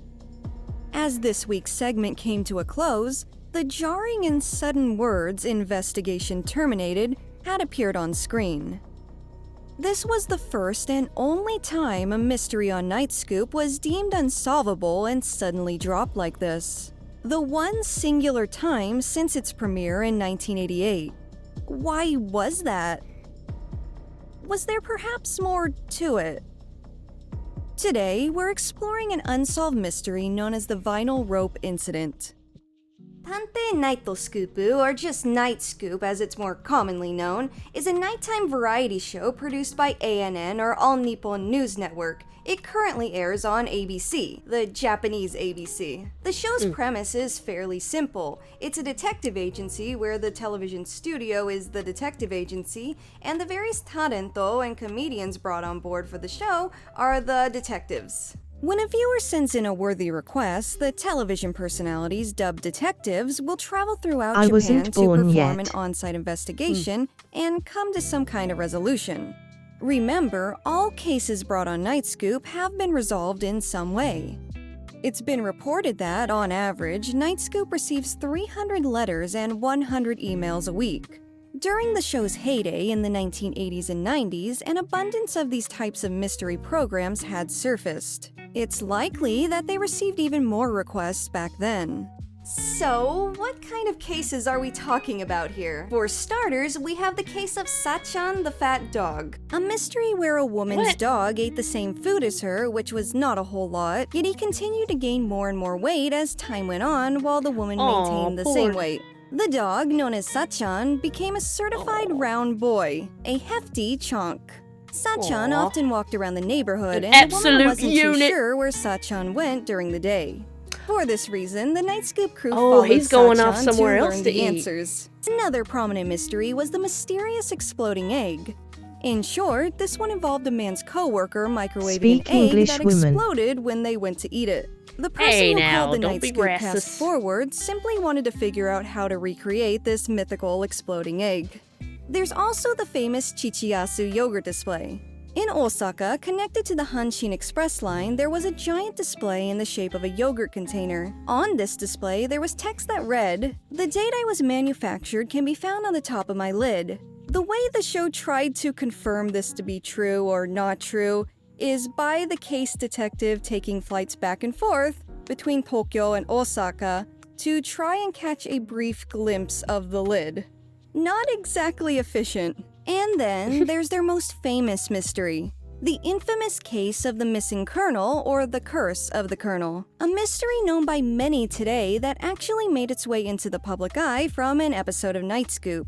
Following the baseball team Hanshin Tigers' monumental 1985 win against the Seibu Lions, locals in Osaka went ballistic, gathering in the streets and generally just raising hell. Among the most outlandish actions included grabbing a Colonel Sanders display outside a nearby KFC and tossing him into the Dotonbori Canal. There's a lot more to the story, specifically why they did this in the first place and the superstitions of the Hanshin Tigers fans, but following the Colonel's departure, the Hanshin Tigers began performing miserably. So miserably, in fact, that an 18-year losing streak followed, and many attribute it to the enraged spirit of Colonel Sanders. Oh dear. You heard that right. However, finally, in I the was year Sub-Zero 2009, telling most his of the girlfriend statue to was speak found and English for recovered, the our Mortal proving the Kombat event of intros. chucking the Colonel into the river a real thing that, in fact, happened. If you haven't guessed by now, most of the cases brought forward on Nightscoop are rather silly. Even a big scandal associated with the show was very silly in itself. A scandal known as the Pudding Affair. And that's a part of what makes the nylon ropes case really stand out. Perhaps the cast and crew thought it was a more silly, lighthearted ordeal that would have a lighthearted resolution, when it ended up not having that kind of outcome at all. The mystery itself starts simple enough. An Osaka local wrote into Nightscoop saying that they recently took note of an abundance of vinyl and nylon packing ropes, often used in wrapping parcels for shipment or to mark places for plumbing and construction. These were tied in spots around one of the big stations. This included fences, telephone poles, external plumbing, and other areas where they could be successfully secured around, both large and small. These ties were also varied in color, though there was no visible pattern or correlation with them. This occurrence was sudden and unexplained, having first been noticed around 2 months prior to writing the letter. The person who requested this mystery never caught anyone actually tying them, despite living and working in the area. This was unusual considering the population of Osaka. It's the second largest city in Japan, and the areas around stations generate big crowds on the same level as Tokyo, especially during commutes. In short, we're talking about a general metro area of Japan with a population of over 18 million in 1992. The show's approach and procedures to this mystery are as follows. It was the Sub-Zero line. Osaka named Makoto Kitano was tasked with the field research. He asked people around the area if they knew anything about these ties and who was responsible for attaching them. Assuming these markers could be in relation to plumbing or construction of some kind, possibly for the city, they also called the local police as well as City Hall. Police as well as City Hall denied any association with it. and nobody in the area knew of or saw anyone doing it. However, the start date of 2 months ago was reiterated. The investigator then went to various stores in the area that sold these ties, hoping one of them would have a record of a large number of these ties being ordered. This was where a lead was finally discovered. The employee of one store had confirmed that they were completely sold out of yellow and blue vinyl ties because they were all purchased at one point by one person. However, when pressed about who, these shop employees were either unable to pull up any record of the order or outright refused to. After this, the host returned to the site of all the ties and investigated further. It was here where he discovered the ties did in fact have somewhat of The a pattern predator to them line. when looking on a map, and possibly led to something. Perhaps they were used in the same way someone would leave a trail of crumbs or some kind of marker when hiking in the wilderness. The host then decided to follow the ropes from both sides, eventually coming to some end within a secluded alleyway. And what was seen at this spot? More ties. Far beyond what was witnessed before, adding up to hundreds, possibly over 1,000 ties. Yet, that was it. Still no answers regarding to who or why. While the show attempted to remain lighthearted and silly, viewers recalled the scene being visibly different. It was creepy and unsettling. The comedian host was appearing to break character, appearing visibly creeped out in some shots. Yeah. This is where the investigation was abruptly cut short, at least on camera. The rising tension drastically dropped with Kitano's premature conclusion. That conclusion being this case was unsolvable. His only explanation for why being that this case could not be researched further. At the end of the broadcast, unique text appeared on screen. Text never seen in any other episode.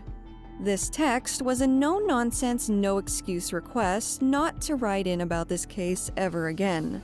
That there will be no further reports or updates regarding this case, at least from Night Scoop. So, yeah, very different in tone compared to the previous episodes of Night Scoop in the 4 years the show had been on air at that point in time. And, as you could imagine, it really didn't sit well with viewers. The majority of viewers were very confused. For many, Yeah. this bizarre episode stuck with them for years.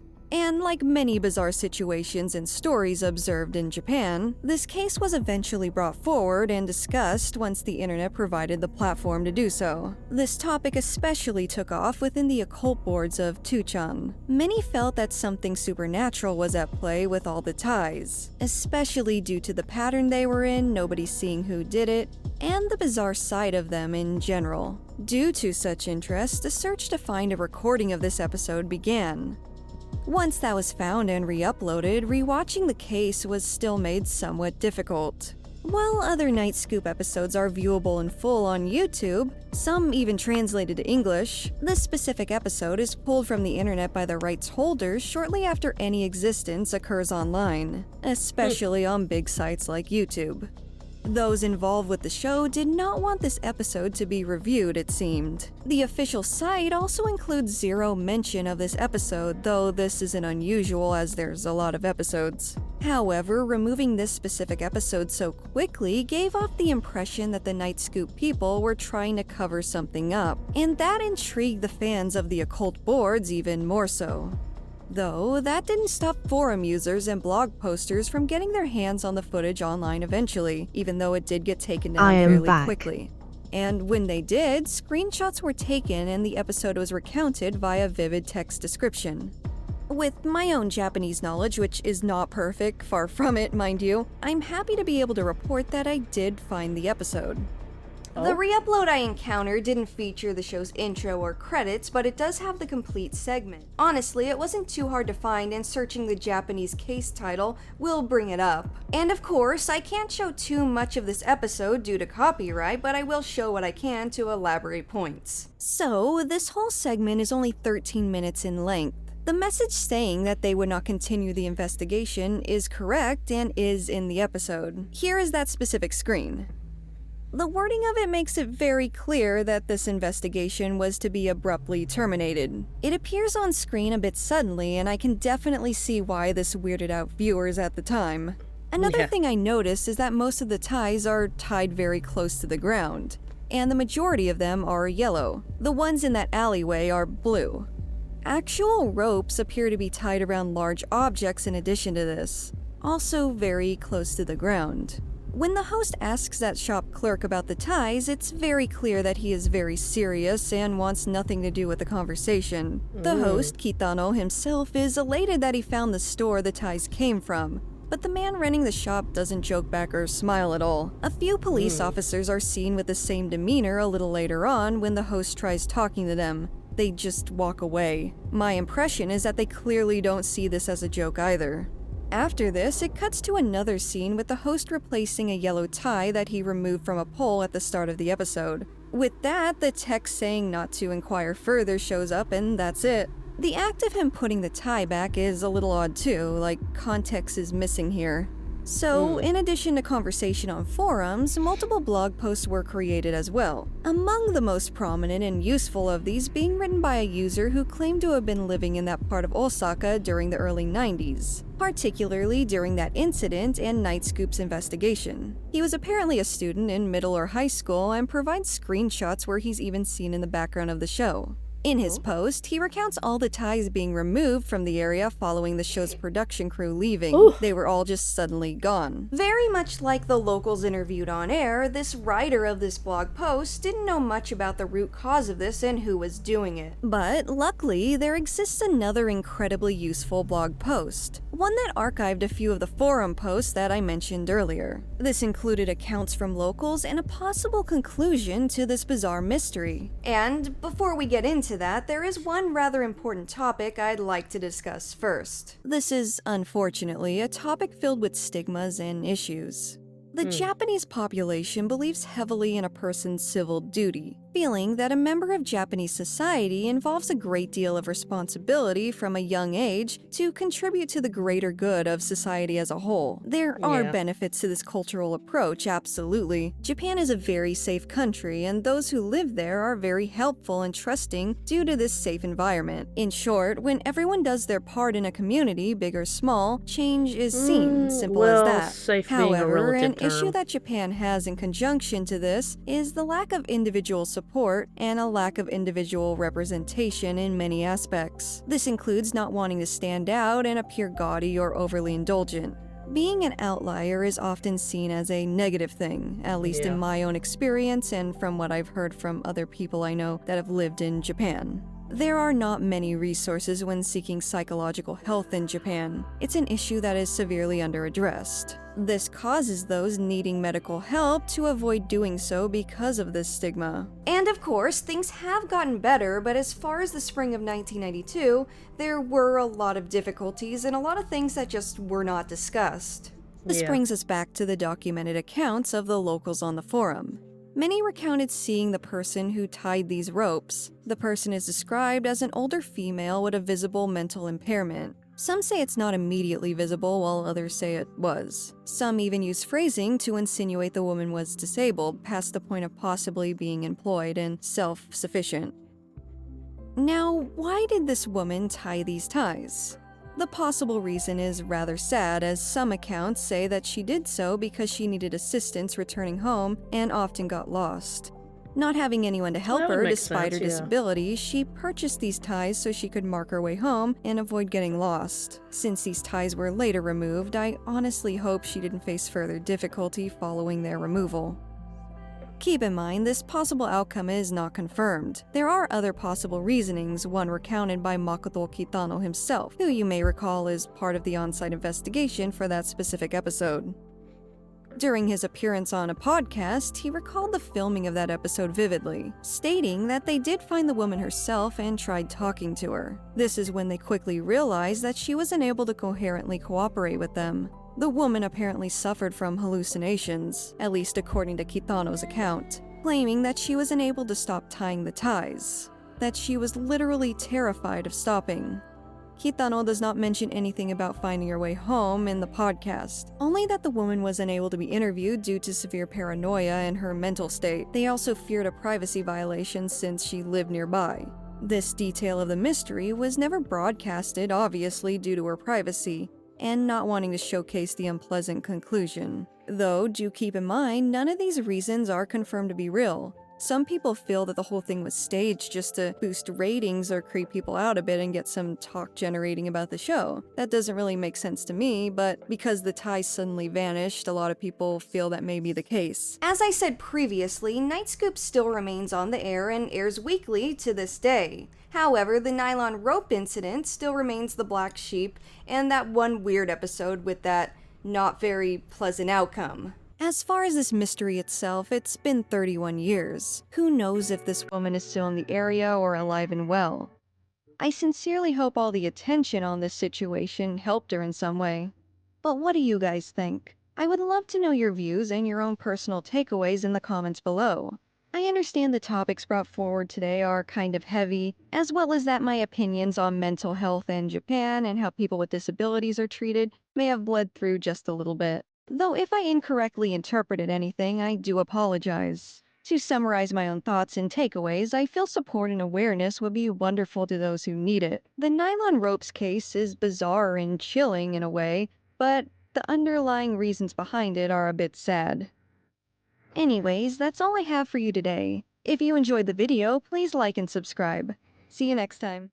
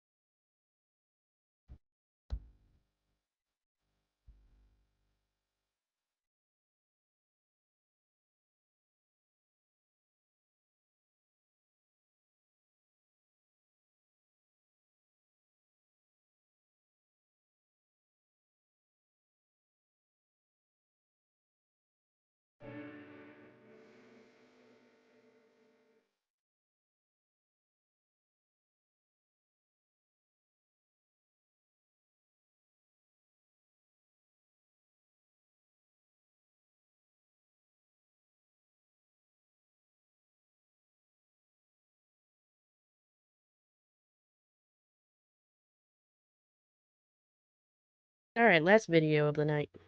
Now, horror games are great and all, but the problem is you expect them. Any scares you get from a horror game tend to have a lesser impact because, well, it's a horror game. Of course you're gonna see blood. Of course there's gonna be a scary monster. Of course there's gonna be some horrifyingly dark twist that everything was actually super evil the whole time. But horror does much better when you are expecting it. If you see blood in a horror game, you're not gonna bat an eye. But find blood in a kid's game, you're gonna feel the impact, mostly because it goes against your direct expectations, breaking the contract between the creator and the audience and making you pause for a moment because that wasn't supposed to happen. And so that's what we're here for today. Going over a multitude of games not in the horror genre that have creepy moments you weren't expecting. From the infamous to the unheard of, let's go over the top 8 most disturbing moments found in non-horror games.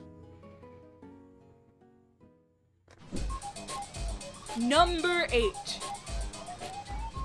The True Lab from Undertale. Look, if I'm gonna talk about disturbing things in non-horror games, of course I'm gonna talk about the True Lab. So let's get out of the way right from the get-go. For those of you who don't know, firstly, who are you? And secondly, Undertale is an immensely popular RPG from 2015 inspired by the Earthbound series. Most well known for its spare mechanic where you're encouraged to not battle anyone. With this comes the pacifist and genocide routes. The genocide route is notoriously creepy, but arguably worse, surprisingly, is near the end of the pacifist route. In order to get the pacifist route, you not only have to spare every monster you encounter, but you also have to go through multiple date events to properly befriend some of the other characters. After befriending Papyrus, Undyne, and Alphys and having completed at least one neutral route, the next time you go to Alphys' lab, you'll notice a note on the floor and the usually inaccessible elevator open. The note goes on about how Alphys wants to become a better person and fix her mistakes, mentioning multiple times that these aren't mistakes that can just be fixed by friendship, but that she has to do. Ominously, it ends with, if you don't ever hear from me again, if you want to know the truth, enter the door to the north of this note. You all at least deserve to know what I did. If we do so, we quickly come to regret it, as the the elevator loses power on the way down and you drop into the True Lab. In complete juxtaposition to the rather cheery game we had before, with goofy killer game show robots and anime-loving fish, we're now in this bleak laboratory faced with a constant sense of unease trying to turn the power back on. Everything about this place goes against your expectations. You more often than not will have encounters just by interacting with the environment the way you normally would up until this point. Oh, which gives dang. a sense of unease as anything and everything you come to expect gets turned on its head. Even the encounter symbol turns against you. And even worse, you must fight the amalgamates. Painful, melted creatures reflecting past monsters we fought, and as we learn from the entries, are people, or technically monsters, who were on the edge of death and using the experiments by alphas, which went horribly wrong. Although the normal amalgamate track isn't too spooky, Endogene's soundtrack is this distorted, wheezy breathing which gets faster and faster as it undulates from getting pets and playing. And that's not even scratching the surface. Easily the most disturbing of these amalgamates is Snowdrake's mother, who just from the sprite alone looks just so depressing. Falling apart, their dialogue seems to show they have a hard time speaking, and of course, the music.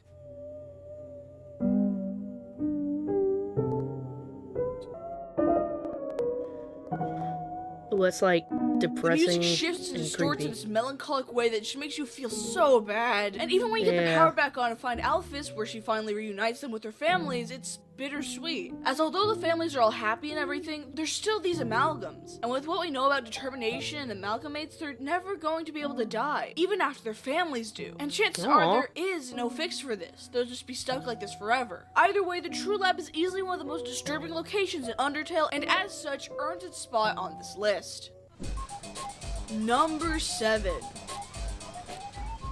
The bad ending from Wandersong. Now, Wandersong's a pretty great underrated gem, and as I'm sure you can tell from the visuals, the game is an overall peppy, cute game with a rather optimistic theme. Basically, you play as a bard, who I always name Kiev, and after getting a prophetic dream about the end of the world, you go out to find pieces of the Earth Song to prolong the universe's existence. Along the way, with the help of the cynical witch Miriam, you help out each town from their plights and get friends, all while journeying to the spirit realm of each world to collect each piece of the song. At the very end of the game, the world begins to deteriorate as the end times come into fruition. However, just as all seems hopeless, each of the cities of people that you helped sing out in harmony, convincing the world's god, Eva, to how let lovely. the world live on. However, with such a niche game, you're bound to get a niche community. And with a niche community, you get speedrunners. Speedrunners! Not long after the game's release, speedrunners began dissecting the game as thoroughly as they could to find ways to complete the game as fast as possible. Eventually, a speedrunner from the community discovered that you can play the Overseer songs used to access the spirit world early, so long as you knew the exact notes to play it and went to its designated location. This meant skipping over a wide majority of the game, as the spirit world is where you get each piece of the Earth Song, which naturally led to a massive race to get a full run using this skip. However, it was quickly discovered that this skip wasn't some unintended artifact of the game, as once you reach the end of the game like normal, nobody sings, because you never met them. The game simply fades to white, cuts to black, and then the credits roll. The world is over. No sounds, no color, nothing. And it really does make sense too, as skipping out and helping everyone doomed us completely goes all. against the game's core theme. So I really like that they specifically programmed it in that if you don't help people along the way, that your whole quest was for nothing. It really solidifies the message in my eyes, even if the majority of people aren't going to see it. I'd pay good money to see what the first speedrunner's face looked like when they accidentally discovered this ending. Number 6. Probably just like Queen Vanessa's the whole manor time. from A Hat in Time. A Hat in Time for the longest time was a massive hyperfixation of mine. Inspired by collectathon games from the olden times, A Hat in Time is a fantastic game where you must collect timepieces after they fell from your ship, preventing you from going home. Playing as Hat Kid, you delve through various worlds, helping various people and discovering several acts to explore. Overall, the game is pretty silly and cheery, however the most notable exception of this is Subcon Forest, where you're forced into servitude by the Snatcher who steals your soul and forces you into various tasks for him. Though even then, there's a very comedic tone to it, like scooting around to deliver ghost mail or killing a deadly toilet. However, amongst these is an act nothing like Toilet. the rest, dubbed Queen Vanessa's Manor. Why are all Vanessas evil in horror settings? I swear, I've not seen a good guy Vanessa from any horror game. The level starts out I normal guess it's enough, just got that however, I femme need to play fatale. Hat in not as they Time. seem. After breaking in through the cellar, I guess you're it's just told you got that can't use femme any of your hat fatale abilities feel because to of it. clause in your contract or something. That means no sprinting, no ground pounds, no stopping time, none of that. For the first time in the game, you're abilityless, vulnerable. Not a good start. Making our way inside, we find ourselves thrown into a chase sequence with this hunched over shadowy figure with Same glowing here. red eyes. is. This is Vanessa, and the only way to get her to stop chasing you is hiding under these predetermined hiding spots scattered throughout the map. It's pretty easy to see that you need to collect these keys to properly traverse the manor, but unfortunately for you, doing almost anything in this manor makes enough noise to alert her to your location. And anytime she's near you, the screen gets dark and shaky and plays this shrill horror noise that definitely does not help the atmosphere. Oh my gosh. And it also doesn't help that nearly everywhere you go, That's so you can see the anxiety-inducing. victims of this house, frozen forever as these living sculptures. Eventually you'll make it through, find your timepiece, and skedaddle out of Vinies there, are but also that's not the end for Kingpins this. Go. You see, another thing you'll be collecting are these time riffs scattered throughout levels you've already completed to encourage you to explore acts you've already gotten timepieces in. Each main area has one, and amongst these is one for Subcon 4s called Sleepy Subcon. On top of these being remixed levels, they also have these picture collectibles that will give you some insight into the backstories of the characters. And Brain Subcons fart. is no different, titled The Tale of Queen Vanessa. In this, we were shown that she was in love with the prince and was overall a kind individual. However, when they saw the prince with someone else, she mistook this for cheating and wound up completely heartbroken. no. Unfortunately for her, the prince was simply just buying her flowers from a florist. But when the prince arrived, Vanessa wouldn't hear any of it and had them taken away to be locked in the dungeon until their eventual death. With her transforming into the monster she is today, and the prince becoming who we now know as the Snatcher. It's a shame what happened, but I don't think I'll ever forgive them for this level, man. I hated this level. But even so, it's always fun when games like this have an unexpected horror level like this. And it's even more fun to watch other people play. Number 5. That's a really sad story, damn.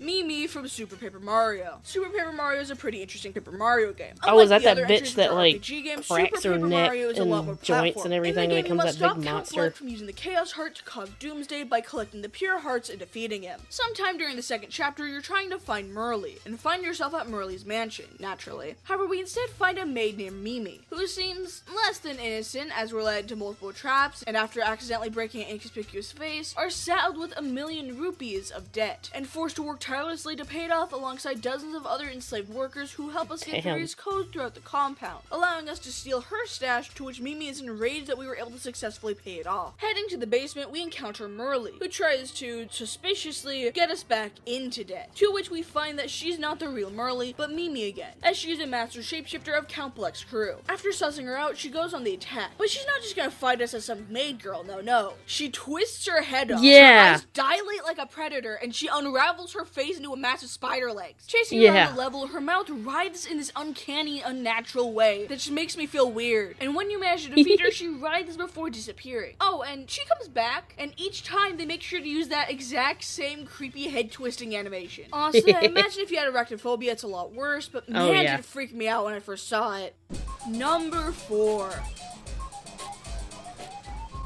Getting hanged from the Hayseed Night. Yup, but you never heard this one. What if you now? thought Wander Song was obscure, here's something even more unheard of. Hayseed Night is a visual novel game where you play as the one-eyed farmer Adder, who dreams of becoming a knight, and soon finds himself becoming enwrapped in conflict as he learns he's a gaze reader and must... Well, if I'm being completely honest, I haven't actually completed the full game yet. However, that doesn't stop the game from having a surprisingly dark moment midway through the story. You'll meet characters such as Anna, Adder's childhood best friend and boss, Illigrab the guardsman and your father figure, Gyoff the terrible bard, and Sepp, who does not know the meaning of consent! But at some point during chapter 2, you'll find yourself at the only tavern Gyoff has not been kicked out of. After a fight between Adder and Gyoff, and a scene where Adder and Ina are having a heart-to-heart, a character named Burbiz comes to the table mistaking Ina for a golem. Basically, these porcelain servants from the Sephi, it's a lot of world-building stuff, but the important part is he's being an absolute prick because Ina is albino and mute, begging with Adder to buy her from him, and refusing to hear him out whenever Adder explains that she is not, in fact, a golem. This comes to a climax when Burbiz cuts a small gap into her trouser leg, and upon not finding its quote-unquote joints,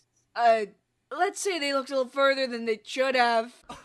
Oh, that is very anatomically correct. So Adder naturally beats the hell out of him. But turns out the guy Adder just punched wasn't just any old person, but a noble. Meaning despite Burbiz's sexual harassment, Adder gets sent to jail and Illigrab scolds him. Later though, Illigrab returns to Adder and it turns out they're going to be, taking a small stroll through the marketplace. By this, he means taking Adder to get publicly hanged. Quite the change from what was, up until now, medieval romantic hijinks with some mild political class conflicts. On top of that, it's revealed that this isn't even the first time, as he's been sentenced to hang several times times, unsuccessfully each time as his neck shape makes him rather hard to choke. But even so, there's this pretty brutal image of him as the trapdoor from under them falls and they are executed, which just gives me chills I can't explain. I know it's not that graphic, but it's just so uncomfortable to look at, just like a real public hanging, I imagine. Luckily, the hanging fails, but rather than freeing him, the guards try again, having finally found a noose that should fit around their neck. Oh yeah, and reminder, this happy-go-lucky green guard guy here is his father. So the fact that Illigrave is acting so cheery and is gladly getting a fourth noose to hang his supposed son just adds to the unsettling nature of it in my eyes. If this makes you curious about the game though, you can find it on Steam and itch. It's pretty underrated, so go pick up a copy if anything I said here interests you. Not sponsored, it just deserves some love.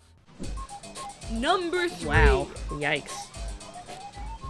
Sai's parents were poisoned to death from Pet Dogs 2. If you watched my channel before, you'll know exactly what I'm about to talk about. Just to get out of the way though, Pet Dogs 2 is a game from Japan made by the makers of Dog Island that was localized into a Pets game, despite being nothing like other Pets games in the franchise. Whereas most Pets games have you adopting and caring for a dog, Pet Dogs 2 is an adventure game where you must stop the end of the world by finding Theophilus the wizard and tracking down 3 crystals to put an end to the evil wolf that your friend pressured you into giving a powerful magical hat. As much as I love the game, in part from my own nostalgia playing as a kid, a good bulk of the gameplay is talk to this NPC, go find the item they want, come back, congrats, you can proceed. But that doesn't stop the game from having multiple uncharacteristically dark moments, which is exactly why I made a full video on this weird game. I'll have it linked down below if you're interested. Back to the game itself though, the game has its fair share of weird, creepy dialogue. Although a lot of it can just be passed off as other things, for example the quest where you have to skin a friendly Komodo dragon to make it to a fireman suit, you could pass that off as the devs trying to give the game variety by making you get the item from an enemy rather than the sniffing mechanic the game oh so loves to use. Which, I can see that. What I can't see is why Sai is given such a dark backstory. For context, Sai acts as a main character due to being required to get several items from them, like the ability to call animals, the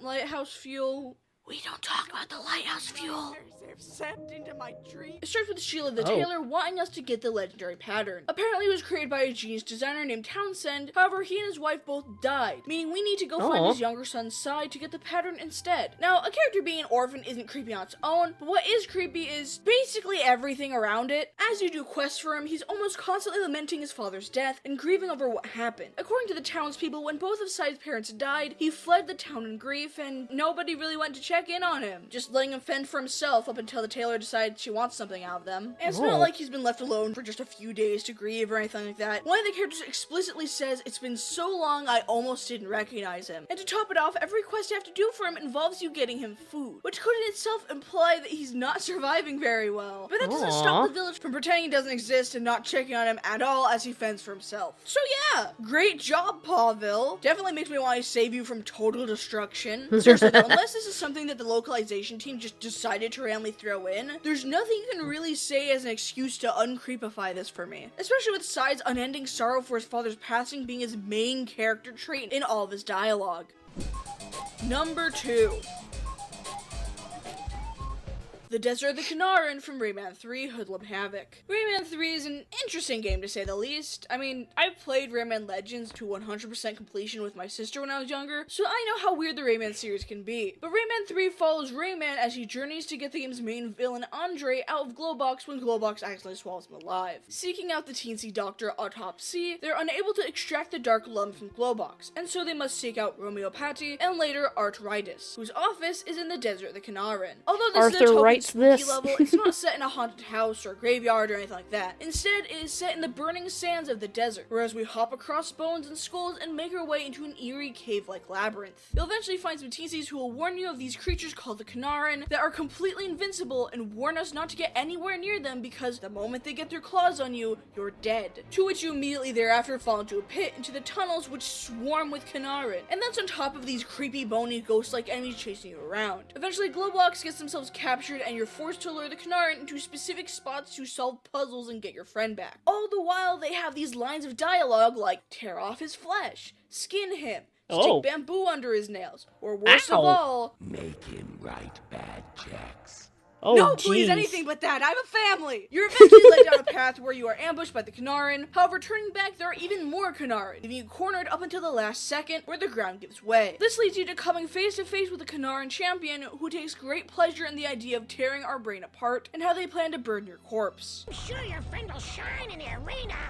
when Reflex is burning his corpse! Eventually, though, you successfully defeat the champion, save your friend, and go on your merry way. However, that doesn't change how straight up eerie these quotes are for a kid's game, and how downright disturbing this whole area is. And lastly, for our number one pick, the Malware DRM from Sonic Gather Battle. Now, first things first, I should specify that this isn't an official Sega game. But that being said, this isn't supposed to be a horror game. In fact, as far as I'm aware, this thing has no references to Sonic.exe. However, even so, it manages to unintentionally be a real-life creepypasta. You see, this game was made during the Don't Steal My Sonic OC era. So naturally, the creator of Sonic Gather Battle decided they want to protect their original, totally not recolored sprites. But how does one protect game sprites? After all, people could just rip the sprites from the game itself with the use of the proper hacking tools. And on top of that, how do you ensure everyone playing your game is playing fair and square, and isn't cheating their single-player copy of a fan game? Well, that answer came in an update adding a specialty DRM to the game. With this DRM, if you try to type anything like Sonic Gather Battle hack, cheat, or even mod into your browser, it will automatically close the page, and booting up Cheat Engine will enable the second stage of its malware. If you try to boot the game up, the title screen will become completely gray with no characters on it. And upon starting up a match, the game will be completely red as eyes appear throughout the stage and creepy music plays. And if you try to alter the game's code in any way, the stage's background will turn black and blue, just like you are about to be, as unkillable ghosts spawn to the level to absolutely destroy you, rendering the game completely unplayable. But that's not all, as if the DRM activates in any way, the game will locate your IP address and send it to the creator's online database, so it can reinstall itself onto your computer should you delete it. On top of that, the game allegedly keylogs your computer to find things like passwords and credit card information as well. The only way to be removed from the database was to contact the creator of the fan game and convince him to whitelist your computer and remove your data. After several more updates, including one to bypass virtual machines, they've seemingly disappeared from the internet, from what I could tell. Whether this is because he got arrested or not, I couldn't definitively find out. However, one thing's for certain, don't get this game.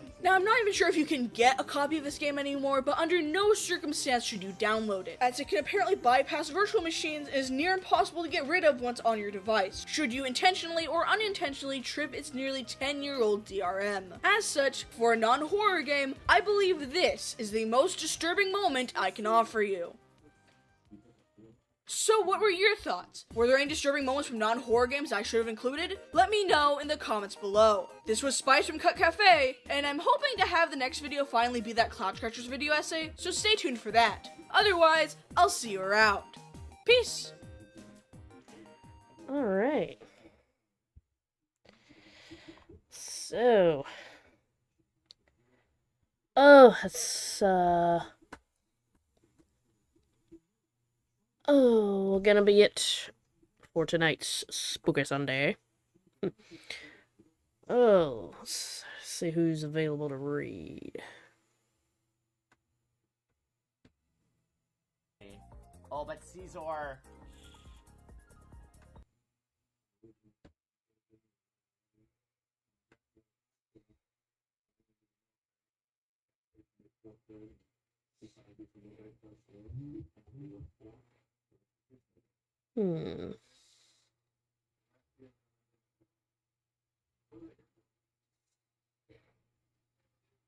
The link my Discord and my YouTube channel is my Twitch page, and I have a donation isn't required, but you can do if you want to do, and I have subscribes because I am Twitch affiliated and I have rewards on my Twitch channel.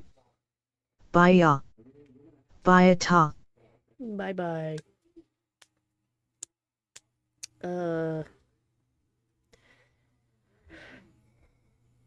Let's stream Shia Bun again.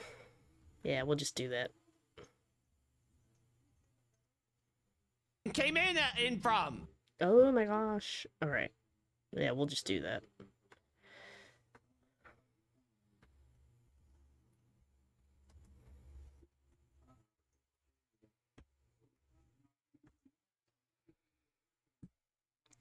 Okay, guys.